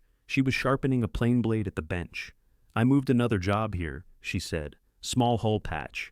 Starts Friday. You should keep it. I intend to. I mean, keep the payment. Don't put anything toward the shed. She stopped sharpening. What did Isabella say? The offer is paused. Until the inventory, until I prove the tooling is mine to use. And if the estate claims it, the museum won't contract with me. Jasmine wiped the blade. What are you going to do? Make the inventory. That isn't all I asked. Benjamin looked at the paper lists on the wall. The museum plan still carried the appointment for the outboard job next week. I'm going to keep working. With what money? I'll find smaller repairs. The shed needs larger repairs. I know. Jasmine set the plane blade down. I can work here without the Estelle contract. I cannot build my backlog around a place your family may shut down. They can't take the shed. They can make everything inside it unusable for the one job that pays for saving it. Benjamin had no answer. She continued, and I need to know what you do if we find the patterns, and they really belong to the estate. I document them. Then what? I don't hide them. That could hand Abigail the contract. She can't perform it. She can sell the tooling to somebody who can. The idea tightened his chest. Abigail could convert Noah's patterns into restaurant money without setting foot on a boat. She would call it practical. She might even be right under the estate agreement if the tooling was unassigned. I still don't hide them, he said. Jasmine studied him for a moment, then returned the blade to the sharpening stone.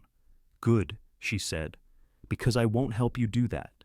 It was not reassurance. It was a condition of their partnership. The inventory took place that afternoon.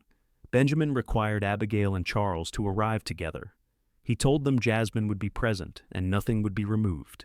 The estate representative joined by video call from Benjamin's laptop, which sat on the workbench near the generator cord. Abigail entered carrying a clipboard. Charles followed without speaking. Benjamin unlocked the tool cabinet and unrolled the 6 chisels. These were listed only as damaged workshop contents, he said. They're staying with the building unless somebody has a specific claim. Abigail photographed them. You took them upstairs, she said, to keep them dry. That's moving estate property.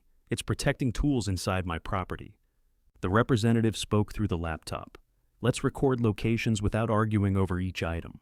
They listed the planes, rusted vise, chain hoist, stove, wheel from the old pattern cart, brass tag, and broken screw. Jasmine identified her own tool chest and lumber. Benjamin marked those as business property belonging to her. Abigail walked along the empty pattern rack. What was stored here? She asked. Patterns, Charles said. It was the first useful thing he had offered without being pressed. For Estelle? Abigail asked. For several boats. Were they Granddad's? They were made in his shop. That's not what I asked. Charles looked toward the river doors. Noah kept the tools he built, unless a customer agreement said otherwise. Abigail wrote on her clipboard. So they were his. Usually. Benjamin said, did he ever assign them separately? Charles's hand closed around the back of a chair. Abigail did not notice. She was reading the faded outlines on the rack. The representative asked, Mr. Palmer, are you aware of any bill of sale, gift, or assignment covering the historic tooling? Charles took too long. Benjamin watched him. I'm aware that Noah handled his own papers, Charles said. That doesn't answer the question, Benjamin said. Charles turned on him. I did not prepare his estate inventory. Did he tell you who should receive the patterns? Noah said a great many things near the end. Did he tell you? We're here to list what exists. No patterns exist here. We haven't finished looking. Abigail lowered the clipboard. Where else are you planning to look? Benjamin pointed to the rear foundation. The cart marks end there. The granite continues behind the outer wall. You want to tear into the foundation during an estate dispute? No. We're clearing collapsed dock material to inspect it. Charles says that's dangerous. Charles also knows more than he's saying. Charles walked toward the door. Stay, Benjamin said. His uncle stopped. For most of Benjamin's life, one sharp look from Charles had been enough to make him soften a question. He didn't soften this one. You knew the granite wasn't an ordinary repair, Benjamin said. You knew an ordinary low tide wouldn't show the bottom. You knew the dock apron was pinned into it. If there's a safe way to inspect it, tell me. Charles faced him. The safe way is to leave it alone. That isn't an answer. It's the answer I have. Then I'll proceed without your help. Abigail stepped between them, not physically, but with her voice. If Benjamin continues after being warned, I want the record to show the rest of us do not accept liability. The representative said, the family agreement already places property responsibility with Benjamin. Then I want that repeated in writing. You can have it. Abigail's counterstep protected her from the cost, while preserving her claim to any value. Benjamin understood why she had chosen it. That did not make it feel less exact. The inventory ended with no patterns listed. The brass tag remained sealed in a clear sleeve inside the locked cabinet. Benjamin kept the key. Before leaving, Abigail placed another copy of her purchase proposal on the bench. The offer stays open until the museum deadline, she said. So I can sell to you before I find out what I own. So you can leave with something certain. What happens if I find nothing? The offer still stands. And if I find everything? She held his gaze. Then we discussed the estate's share. There was no version of her offer in which Benjamin's work belonged fully to him. If he failed, she bought the land cheaply. If he succeeded, she claimed the result. He pushed the paper back across the bench. No. Abigail tucked it under her clipboard. Then, don't ask the restaurant for money when this goes wrong. I wasn't going to. She looked surprised. Benjamin had repaired her kitchen, steps, roof, and shelves without counting the hours. Somewhere inside that old arrangement, she had assumed the flow could reverse if he truly needed it. He had assumed the same. That dependence ended in the space between them. After they left, Benjamin found a voicemail from his landlord. The August rent would rise by nearly a third. If he didn't accept by the following evening, the room would be offered to someone else. Jasmine listened while he played the message again. Can you pay it? She asked. Not after losing the marina calls. You can't keep sleeping here while we work on the lower wall. The loft is sound. The roof leaks. I know where. Your sister just made the museum contract uncertain. I heard that part too. Jasmine folded her arms. Don't turn this into a test of how uncomfortable you can survive. I'm not trying to. What are you trying to do? Benjamin climbed to the loft and looked around. His sleeping bag covered the cot. Clothes hung from 2 nails. The kettle sat beside the cold iron stove. The chisel roll rested on the window ledge. In less than a week, the space had begun to hold the things he reached for every day. He called his landlord. I won't renew, he said. The answer came easily from the other end. Someone else had already asked about the room. Benjamin arranged to clear it by the weekend. When he returned downstairs, Jasmine was checking the tide schedule on her phone. There's a deeper low coming, she said.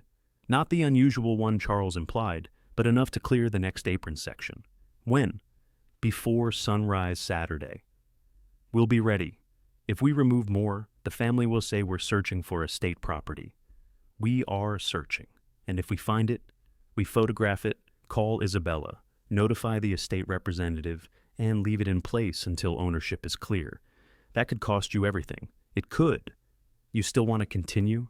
Benjamin picked up the green chalk and extended the safe line toward the river doors. It stopped where the unrepaired boards began.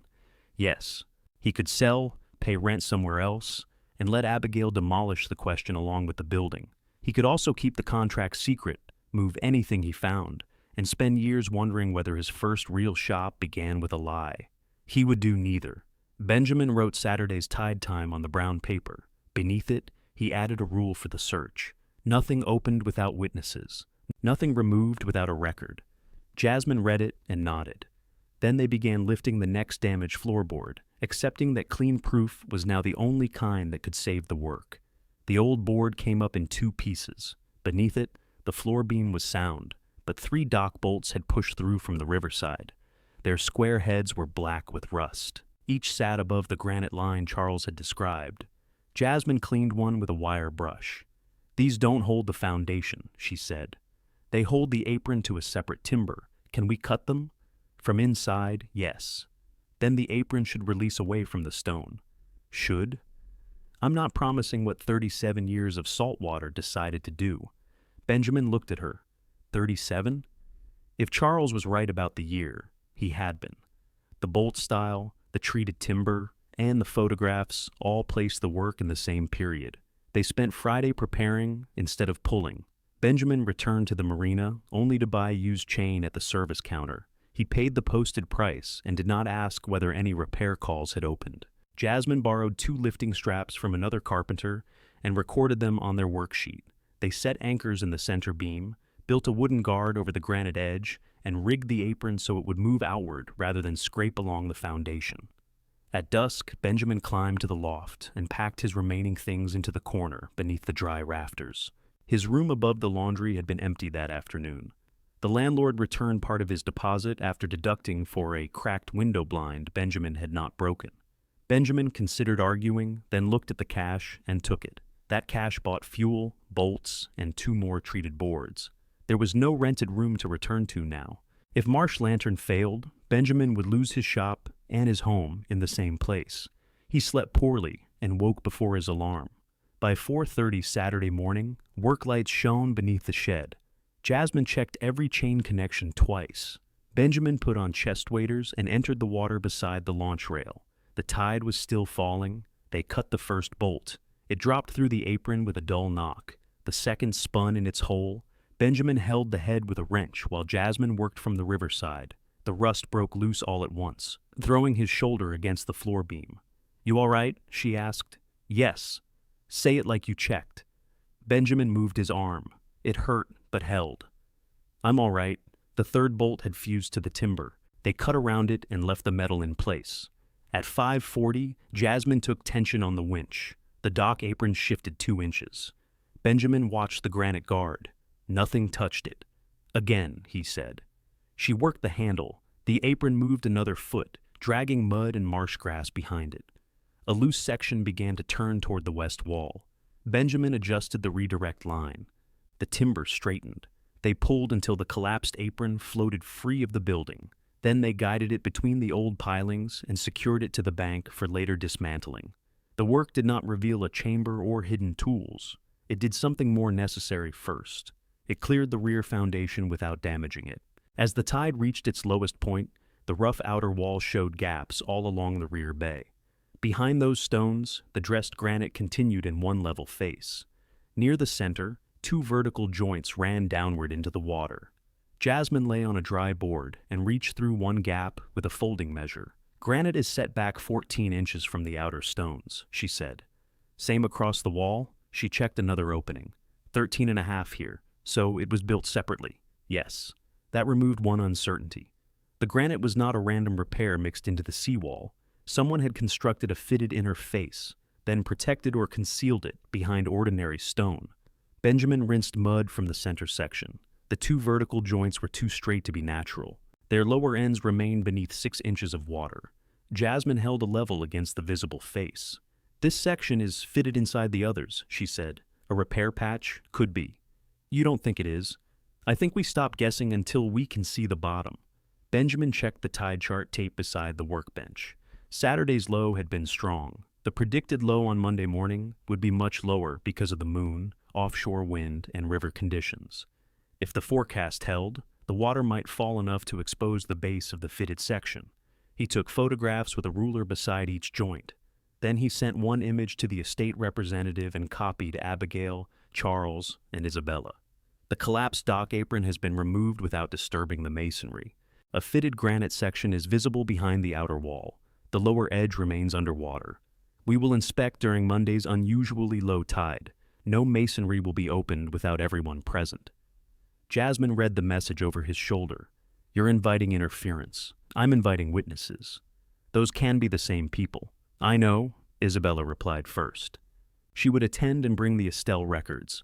The estate representative confirmed in writing that Benjamin, as property owner, could inspect and repair the foundation. She repeated that any loose contents discovered should remain in place until documented. She did not decide who owned anything that had not been found. Authority gave Benjamin access. It did not give him the answer. Charles sent no reply. Abigail arrived just after noon. She found Benjamin cutting the apron into sections on dry land. Jasmine had gone to deliver the repaired rudder and collect the hole patch for Friday. Abigail stepped around a pile of rusted bolts. "You said nothing would be removed," she said. "Nothing from inside. This was collapsed dock material damaging the building. You knew what I meant. I followed the written agreement." She held up her phone. "What is the fitted section? Granite. I can see that. That's all we know. And you want all of us here Monday?" "Yes." "Why Isabella? If it leads to the tooling, she needs to document it. Why not inspect it as a family first? Because you already contacted the museum about the dispute, I informed them. Then they belong in the record. Abigail watched him make a chalk line across the dock timber. There's another way, she said. Benjamin set down the saw. She moved closer so they could speak without carrying across the marsh. I'll withdraw the ownership objection, she said. Charles will too. You spoke to him? He doesn't want this becoming a formal fight. What do you want in return? A share of the museum contract. It's a work contract. I understand that. It pays for timber, insurance, equipment, Jasmine's labor, my labor, and restoring their launch. There will still be profit, if we do it properly. Then we agree on a percentage of the profit. What percentage? Enough to recognize that Granddad's patterns came from the estate. Benjamin wiped sawdust from his hands. You don't know if they're there, neither do you, but you're willing to risk everything on it. The museum needs the work done. You're treating the contract like an account we can divide. I'm trying to keep this out of a lawyer's office. No lawsuit has been filed. Not yet. She let those words sit between them. Benjamin looked at the shed. The temporary braces, patched roof, green floor line, and raised platform were visible through the open door. Jasmine's tool chest stood at the dry end. The place had begun to function because they had counted costs honestly. If Benjamin promised Abigail part of the contract to remove her objection, he might get the museum's approval faster. He would also be taking money from work not yet done. Jasmine would carry part of that work without agreeing to support Abigail's restaurant. Every repair decision would begin with a private family debt. No, he said. Abigail's face closed. You didn't even ask what I need. I know what you need, do you? You need cash before the restaurant falls farther behind. That's right. And this contract isn't cash sitting inside the shed. You could still help me. I have helped you. You capped one sink line, and now you're keeping a ledger? I fixed that kitchen for years without one. You offered. Yes, I did. He had finally seen his own part clearly.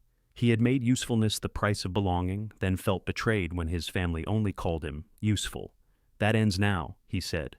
If you need repair work, I'll quote it. If I need restaurant food, I'll pay for it. We don't turn favors into claims later. Abigail stared at him as if he had changed the language they both spoke. So, Jasmine gets a partnership, and I get an invoice. Jasmine is doing the work. I'm your sister. That doesn't make her labor yours. The answer was not loud. It changed something anyway. Abigail stepped back. Then my objection stands. That's your choice. You're choosing a ruined shed over family.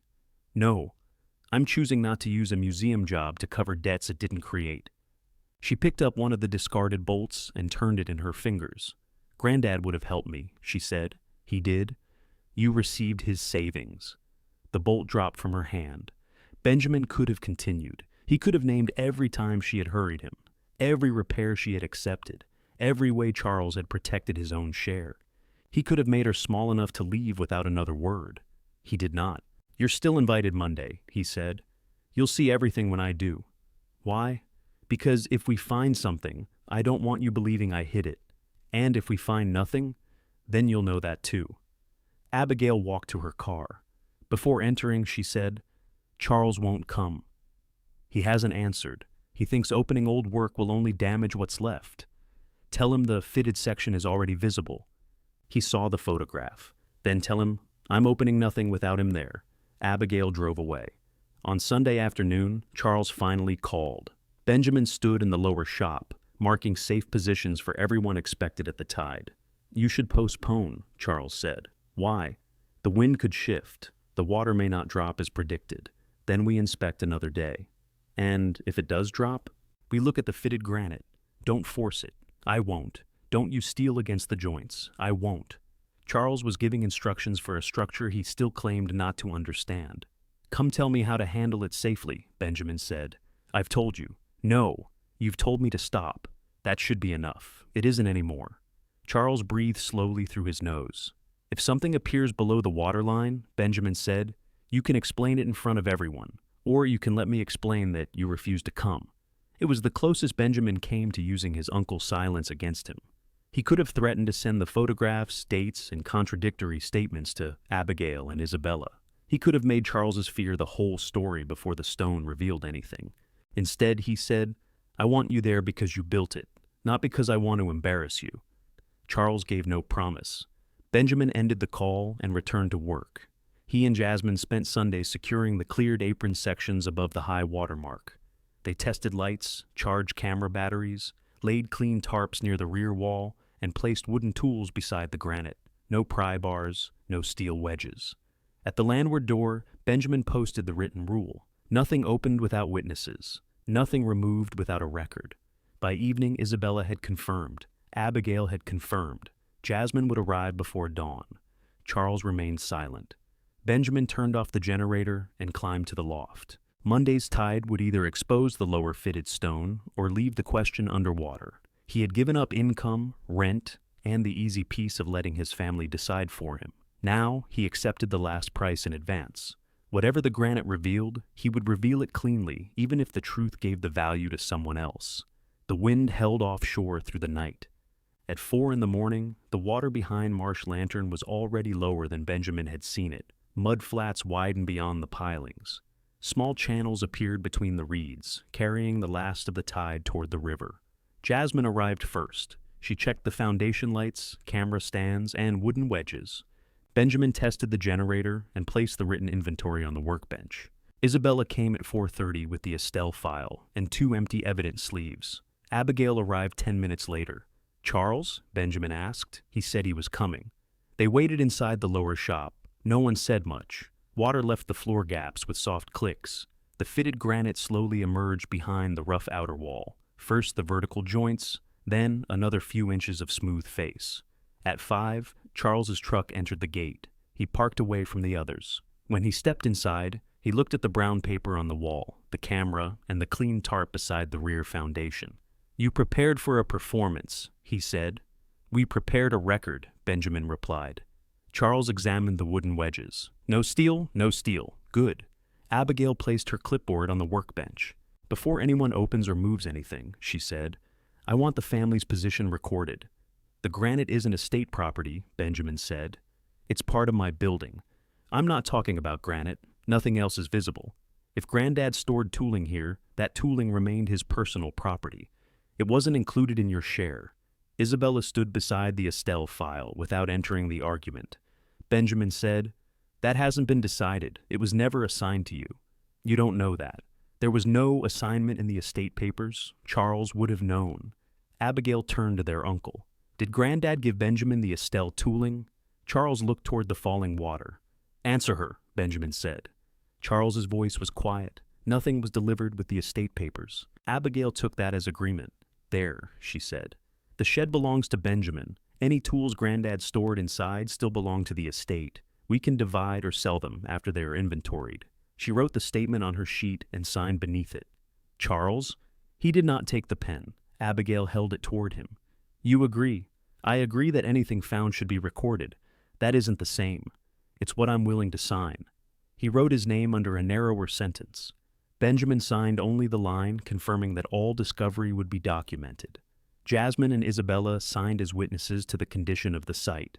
The false version now existed on paper. Abigail believed Noah had left no separate instruction. She believed the tooling, if it survived, could be removed from the shed and converted into money. Charles allowed her to believe it because the truth would expose what he had withheld.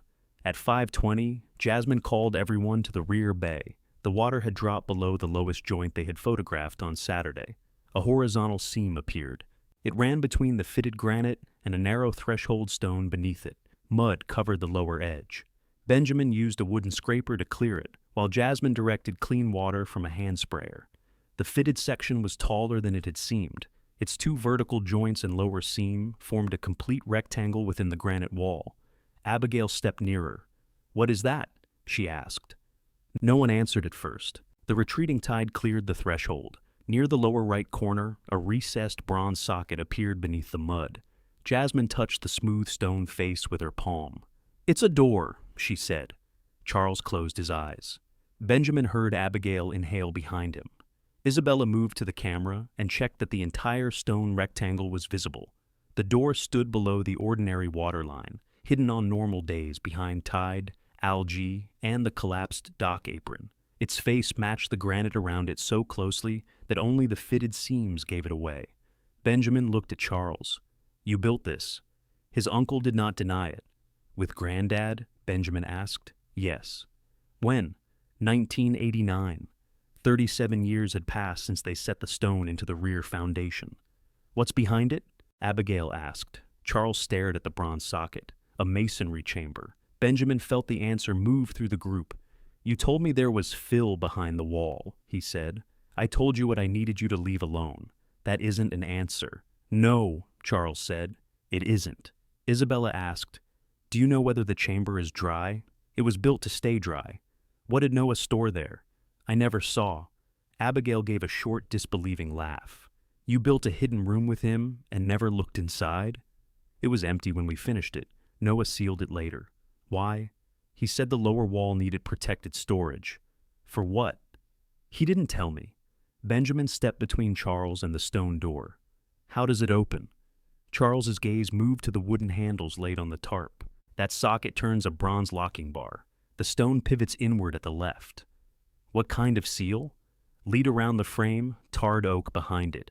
If the oak has failed, water may be pressing against an inner panel. Then opening it could flood the chamber. Yes. Jasmine checked the water level. We have less than an hour before the tide turns. Benjamin looked at the fitted door. For days the building had led him there, through damaged boards, old photographs, cart marks, and Charles's careful lies. Now that the way was visible, he did not touch it. Does anyone object to opening the stone door for inspection? He asked. Abigail said, I object to anything inside being treated as yours. That's recorded. Do you object to opening it? She looked at Charles. No, she said. Isabella said, the museum has no objection. Jasmine checked the braces again. Structurally, we're ready. Benjamin turned to Charles. You? His uncle looked older than he had when he entered. No objection, he said. But let me show you the lock. Benjamin shook his head. Tell me. I'll do it. That was the boundary. Charles could offer knowledge. He would not take control of the opening after hiding it. Charles crouched beside the bronze socket. Use the square oak handle.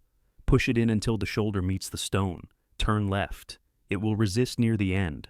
Benjamin inserted the handle. The socket accepted it exactly. He turned. At first, nothing moved. He adjusted his grip and leaned harder. A deep metal sound came from behind the granite. The handle completed a quarter turn. Locking bar is clear, Charles said. How do you know? I remember the sound. Benjamin removed the handle. A shallow handhold had appeared along the right edge, where the locking bar withdrew. He fitted 2 wooden wedges into the vertical seam, one high and one low. Jasmine tapped them evenly with a mallet. The door shifted inward the width of a fingernail. No water rushed through. Jasmine tapped again. The right edge moved farther. The massive granite slab turned slowly on hidden bronze pivots. Behind it stood a blackened oak panel crossed by 2 horizontal braces. Charles let out a breath. The secondary door, he said. Benjamin inspected the panel. Its lower edge remained dry. The tar coating had cracked but held. A simple bronze latch sat at shoulder height. He looked back at the group. The camera was running. Every person was visible in its wide frame. Benjamin lifted the latch. The oak door opened inward. Cool, dry air reached the shed, carrying the smell of cedar, oil, and old stone. Jasmine raised her work light. Full-size wooden patterns filled the chamber. They stood in fitted racks along both walls, wide curves labeled with frame numbers and launch names. The Estelle set occupied the left side. Brass tags remained attached to most pieces. The open space between the racks held bronze molds wrapped in oiled cloth, stacks of seasoned timber raised on stone blocks, and several long shaping forms hung from ceiling brackets. Nothing glittered. Nothing looked like a fortune. It looked like work preserved before anyone knew when it would be needed again. Isabella entered only far enough to read the first tags. Estelle, frame 1, port, she said. Frame 1, starboard. Frame 2, port. She continued down the rack, comparing each mark with the list in her file. Jasmine followed with the camera. The set is complete through frame 12, Isabella said. Stem mold, stern mold, cabin beam curves. She unwrapped one corner of a bronze mold. Noah's lantern mark appeared beneath the oil. This is the complete launch tooling. Abigail stood at the threshold. The confidence she had carried into the shed was gone. Benjamin entered last. At the rear of the chamber, a narrow cabinet had been built into the masonry, its bronze latch opened without a key. Inside lay a sealed document envelope wrapped in waxed cloth. Benjamin Palmer was written across the front in Noah's hand. No one spoke. Benjamin carried the envelope to the workbench outside the chamber. Isabella positioned the camera above it. Abigail and Charles stood across from him. Jasmine remained at his side. The waxed cloth came away cleanly. The paper envelope inside bore a notary seal across the flap. Benjamin photographed it before opening. He removed a multi-page document. The first line identified Noah Palmer. The next described the complete boat-building tooling collection stored at Marsh Lantern. It included the launch patterns, molds, jigs, shaping forms, and associated working stock. The assignment transferred all of it to Benjamin. It had been executed and notarized in 2024. Abigail took one step toward the bench. "This still needs to be authenticated," she said. "Yes," Benjamin replied. "It could be a draft. Granddad kept drafts. It has a seal. Seals can be wrong." Isabella did not touch the document. "A qualified examiner should handle it from here." Abigail turned to Charles. "Did you know this existed?" Charles gripped the back of a chair. She asked again. "Did you know?" "Yes." The word changed the room more than the opening had. Abigail stared at him. "Since when?" "Since Noah signed it. You told us nothing was delivered. Nothing was. You knew he assigned the tooling to Ben." Charles looked at Benjamin now. "Noah told me the original was in the chamber. He asked me to retrieve it after he died and give it to you." Benjamin felt the workbench beneath both hands. "You were supposed to deliver this?" "Yes." "Why didn't you?" Charles looked toward the open granite door. "Because retrieving it meant exposing the chamber. Exposing the chamber meant inspecting the whole rear foundation. I knew what repairs could cost. Your sister needed the savings. I wanted the house settled. I kept telling myself the patterns were old wood and the assignment could wait. You let us value the shed at $22,000. I let the estate value the visible property. You let Abigail pressure me to demolish it. I didn't think you would. You told me to. I was afraid that if the chamber became part of the estate discussion, none of us would be able to close anything." Abigail's voice sharpened. "So you protected your house." Charles did not answer. The tide began returning beneath the floor. Jasmine checked the foundation gauge. "We need to close the chamber soon." Benjamin placed the assignment in the clear evidence sleeve without letting anyone else handle it. Isabella sealed the edge and signed across the closure as a witness. Jasmine signed beside her. Abigail watched, then added her name. Charles signed last. They photographed the tooling in place. Nothing was removed except the assignment. Benjamin closed the cabinet, the oak panel, and the granite door. Charles told him how to reset the locking bar, but Benjamin turned the handle himself. Water reached the threshold minutes later. Back at the workbench, Abigail looked at the sealed assignment. "If it's genuine," she said, "the tooling is yours." The condition remained, but her earlier claim had lost its certainty. Benjamin looked at Charles. His uncle had finally told the truth where everyone could hear it. The truth did not repair what he had done. It ended his power to keep doing it.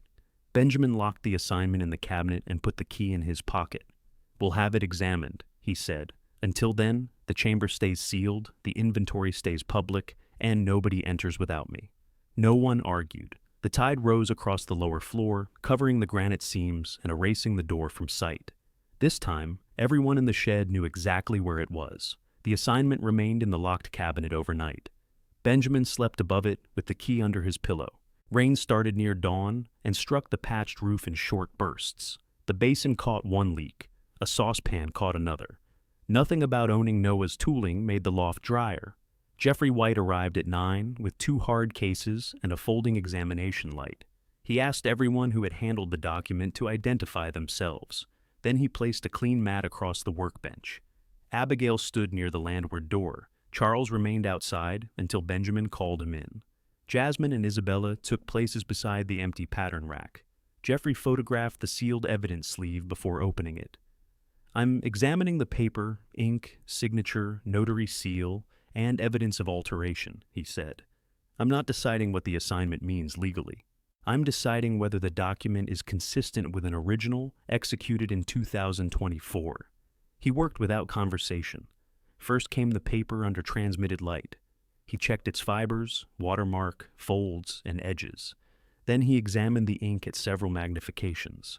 Noah's signature received the longest attention. Jeffrey compared it with known signatures from the estate records. He did not look only at the shape, he studied pen lifts, pressure changes, and the way Noah joined the letters in Palmer. Abigail watched every movement. Could somebody trace that? She asked. Someone could trace a signature, Jeffrey said. A tracing usually leaves signs. Do you see any? Not so far.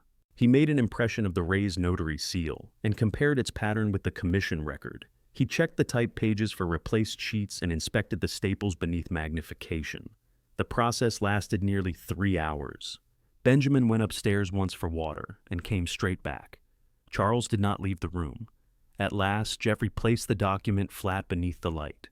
The pages are from the same paper stock. The printing is consistent across the document. The signature is written in fluid ink with natural variation. I found no tracing marks, no erasure, no page substitution, and no indication that the notary seal was transferred. Plain English, Abigail said. In my opinion, this is an authentic original assignment signed by Noah Palmer and notarized on the date shown. Abigail pressed her lips together. Jeffrey returned the assignment to a new protective sleeve. He sealed it, signed the edge, and gave Benjamin a written report. That was his function. He packed his lights and left. No one congratulated Benjamin. The result was too exact for celebration. Abigail walked to the workbench and read the first page again through the sleeve. He gave you all of it, she said. Yes, not the shed. The tools. The shed came through the division. And he arranged this before he died. Charles said, yes. Abigail turned on him. You sat at that table and watched me argue. I did. You watched me offer demolition. I didn't think Benjamin would accept it. That doesn't help. No. You protected your house and left both of us fighting over a lie. Charles took the words without answering. Abigail looked at Benjamin. I was wrong about the assignment. It was not an apology. Benjamin did not turn it into one for her. You need to withdraw the ownership objection, he said. I will. In writing, yes. And the purchase offer. She hesitated. The offer wasn't dishonest. It depended on me not knowing what Granddad had assigned. I offered more than the estate value. Withdraw it, Abby. She looked toward the open river doors. Fine. She took out her phone and wrote to the estate representative while they watched. She stated that Jeffrey's examination had authenticated Noah's assignment and that she no longer claimed any share of the listed tooling. She also withdrew her proposal to buy Marsh Lantern. Benjamin read the message before she sent it. That settles the property question, she said. It settles that question. Her eyes met his. She understood what remained. The early deadline, the demolition call, the attempt to take a share of contract money, the years of accepting his free work as if it appeared from nowhere. I still have a restaurant in trouble, she said. I know. This doesn't change that. No, I did what I thought I had to do. Benjamin could have answered that Charles had used the same defense. Instead, he said, I won't finance the restaurant through museum work. I heard you. And I'm not your unpaid repair person anymore. Abigail nodded once. Then send invoices. I will. The answer seemed to disappoint her, though it was exactly what she had been told. She left without asking for a key. Charles stayed. Isabella opened the Estelle file and placed the final equipment checklist beside Jeffrey's report. She had compared every visible pattern, mold, and shaping form during the chamber inspection. Noah's stamped set numbers matched the museum record. The tooling condition is satisfied, she said. She handed Benjamin the museum contract. It was longer than the conditional letter, but no more mysterious. The museum would pay in stages as work passed inspection. Materials had their own budget. Labor had to be recorded. Insurance and building safety came before Estelle could be moved. The $240,000 could support the work. It could not be taken home on the first day and spent. Benjamin read the page naming the contractor. Marsh Lantern Boat Shed, Benjamin Palmer, owner. He turned to Jasmine. The work plan names you as lead marine carpenter. I saw. That isn't the partnership agreement. No. We write that separately before the first payment. Ownership, decisions, labor rates, profit, tools, and what happens if one of us leaves. All of it. Jasmine nodded. Then sign the museum contract. Benjamin signed. Isabella signed for the museum. The first payment would be released after proof of insurance and approval of the stabilization work. The old estimate remained in force. They still needed to repair the west wall, roof, floor, and water access before Estelle could arrive. The contract did not erase the $38,000 problem. It gave the problem a sequence. Isabella packed her copy. "I'll return for the first site inspection," she said. "Until then, keep the tooling in place and dry." "It stayed dry for 37 years, Charles said. Isabella looked at him. "Then, your original work did its job." The word struck Charles harder than blame. After Isabella left, he stood beside the rear bay while the tide covered the stone door. "I can rebuild the outer foundation," he said. Benjamin did not answer at once. "I know how it was tied together," Charles continued. "I know which stones can come out and which ones protect the chamber. You knew all week." "Yes. You could have helped before we spent days guessing." "Yes. You could have delivered the assignment last year." Charles looked down. "Yes." There was no useful reply to that either. Benjamin said, "If you work here, Jasmine directs the repair." Charles's face tightened. "I built that wall, and then you hit it. I know more about it than she does. You know the old work. She's responsible for the new work." Charles turned toward Jasmine. She did not soften the condition. "I'll use what you know. I won't let you make unrecorded changes. I'm not asking permission to touch work I built with my father." "It's Benjamin's building," Jasmine said. Charles looked back at his nephew. That was the relationship now. He no longer entered through memory or seniority. He entered by Benjamin's permission and worked under an accountable plan. "If I agree," Charles said, "do you want my help?" "I want the foundation repaired." "That's not what I asked." Benjamin held the cabinet key in his palm. "I don't know what I want from you yet," he said. "You can start with the foundation." Charles accepted that, because nothing more had been offered. He returned the following morning in work clothes. In the truck bed were masonry tools, a wet saw, and 2 timber forms he had kept since building the chamber with Noah. Jasmine inspected every tool before work began. Charles showed her where the outer stones tied into the west footing. He drew the old drainage path and marked the bronze door pivots so no new fastener would touch them. Jasmine questioned each step. Charles answered without telling her to trust him. Benjamin listened from the workbench while preparing a small outboard for his first direct customer. Abigail's written withdrawal arrived before noon. The estate representative confirmed that the inventory dispute was closed. Benjamin printed the message and placed it with Jeffrey's report, the assignment, and the museum contract in a locking metal box upstairs. Paper had settled ownership. It had not repaired the wall or restored his family. Downstairs, Charles mixed the first batch of mortar under Jasmine's direction. He did not apologize again. He lifted stone. He measured twice. When Jasmine told him a joint was too narrow for proper drainage, he removed the stone and cut it again. By the end of that week, Charles had rebuilt 6 feet of the outer foundation. The work moved slowly because every stone had to protect the granite behind it without pressing against the door. Charles remembered the old drainage spaces. Jasmine checked them with a narrow camera before approving the mortar. On Friday, Charles reached for a stone Jasmine had rejected. "It fits," he said. "It blocks the lower channel. That channel carried water before the apron collapsed. It still carries water." Charles turned the stone over in his hands. For a moment, Benjamin expected him to place it anyway. Instead, he set it beside the saw and chose another. The repaired wall survived its first high tide without movement. Jasmine marked the mortar line, photographed it, and approved the next section. Benjamin completed the outboard repair at the workbench while they worked. He replaced a fuel hose, cleaned the carburetor, and ran the motor in a test tank. When the owner arrived, Benjamin explained the repair and handed him a written invoice. The man paid without questioning the labor. Benjamin put the money into the new business account. It was not museum money. It was not family money. It was payment for work completed at Marsh Lantern. 2 days later, he and Jasmine sat at the loft table with their partnership agreement. They had argued over it for most of the afternoon. "You own the property," Jasmine said.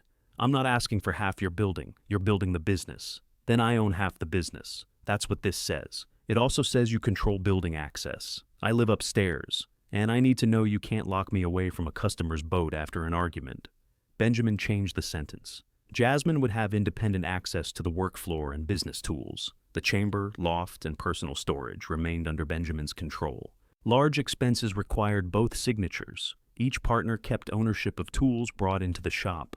Work taken under the Marsh Lantern name belonged to the partnership. Jasmine read the revised page. "What happens if I leave?" she asked. "You get your tools, your unpaid labor, and your share of completed jobs." "What happens if you leave? I still own a flooded building." She laughed, then signed. Benjamin signed beside her. The museum's first site inspection came the following morning. Isabella tested the safe route, examined the rebuilt foundation, and reviewed their insurance binder and work schedule. She approved the stabilization stage. The first contract payment went directly into the business account. Jasmine ordered the timber specified for Estelle. Benjamin paid the insurance and scheduled the roof work. Neither of them withdrew anything for themselves until the immediate bills were covered. Abigail called while Benjamin was fastening new bracing beneath the loft. "The replacement sink valve arrived," she said. "I can install it Tuesday. What do you charge?" Benjamin gave her the same hourly rate he charged other local businesses. There was a pause. "Send the estimate," she said. He sent it. She approved it in writing. On Tuesday, he entered the restaurant through the kitchen and replaced the temporary cap he had installed before sunrise less than 2 weeks earlier. Abigail stayed out of the way until he finished. The new sprayer worked without leaking. Benjamin handed her the invoice. She gave him a restaurant check. The amount included parts, labor, and the time he had spent collecting the valve. "I would have fed you too," she said. "I know. I'm not trying to turn lunch into payment. I know that too." She placed a wrapped sandwich beside his tool bag. Benjamin took it. The arrangement was not cold. It was clear. Before he left, Abigail asked, "Can I come see the chamber repair?" "Call first." "I just did. Not today." Her mouth tightened, but she nodded. "Another day, then."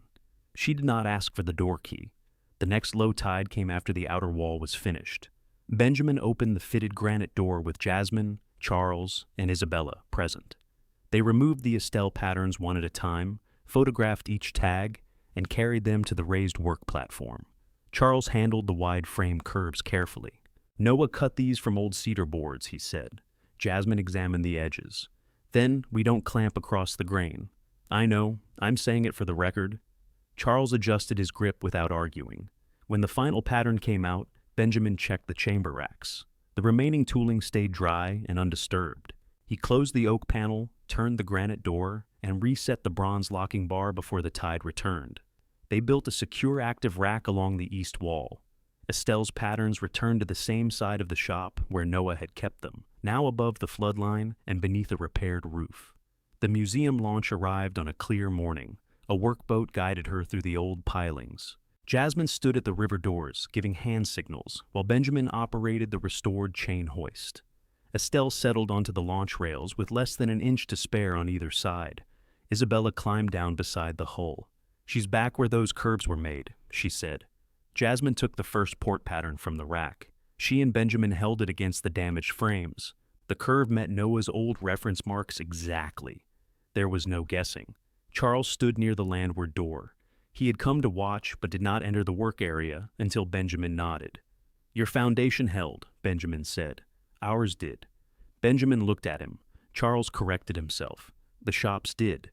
That was as close as they came to discussing forgiveness that morning. The Estelle job brought other work.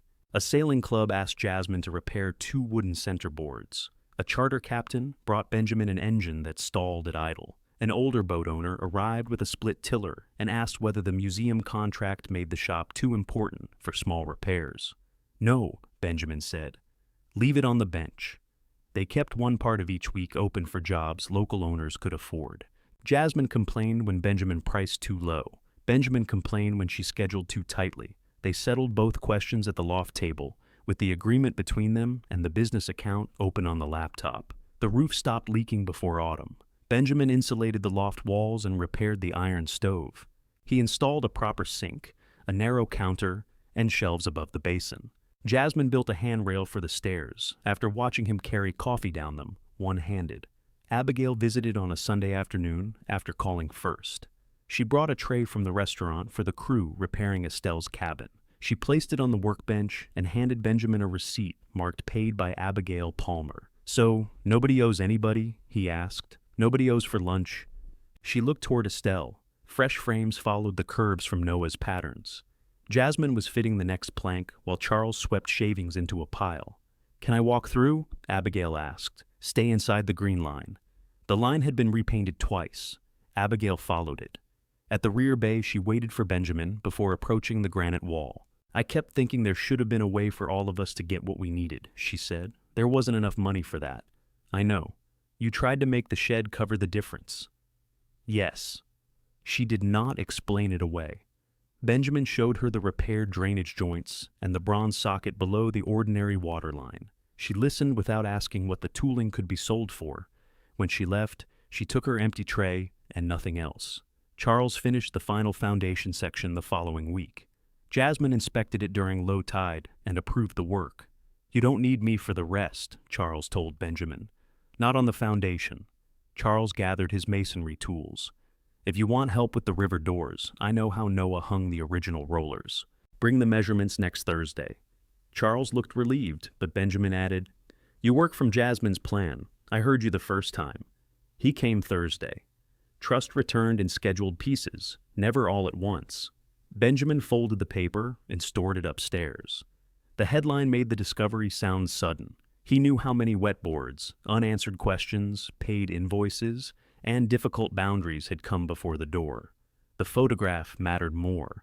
It showed Jasmine beside Estelle's new frames, Charles working on the river rollers, and Benjamin at the restored bench with a small outboard waiting behind him. Marsh Lantern was no longer the share nobody wanted. It was a working restoration shop with a home above it. If stories about young people rebuilding a life after family betrayal matter to you, subscribe and return for the next inheritance story. That evening, Benjamin closed the river doors after the last customer left. Estelle rested on the center rails, with her new port planking clamped in place. 2 repaired skiffs waited near the landward entrance for their owners. Jasmine locked her tool chest and carried the day's invoices upstairs. Charles had gone home after finishing the final roller. Abigail's lunch tray sat clean and dry on the counter, ready for Benjamin to return the next morning. He checked the tide gauge and listened to water moving safely through the rebuilt foundation. The chamber stayed sealed behind the granite door. Noah's remaining tooling rested inside, dry and ready for whatever work came next. Benjamin climbed the stairs. The loft windows looked across the dark marsh toward Beaufort. He set the kettle on the stove, opened one window, and heard the quiet sounds of the shop below. Then Benjamin turned on the warm loft light above the operating boat shed, as repaired boats rested below.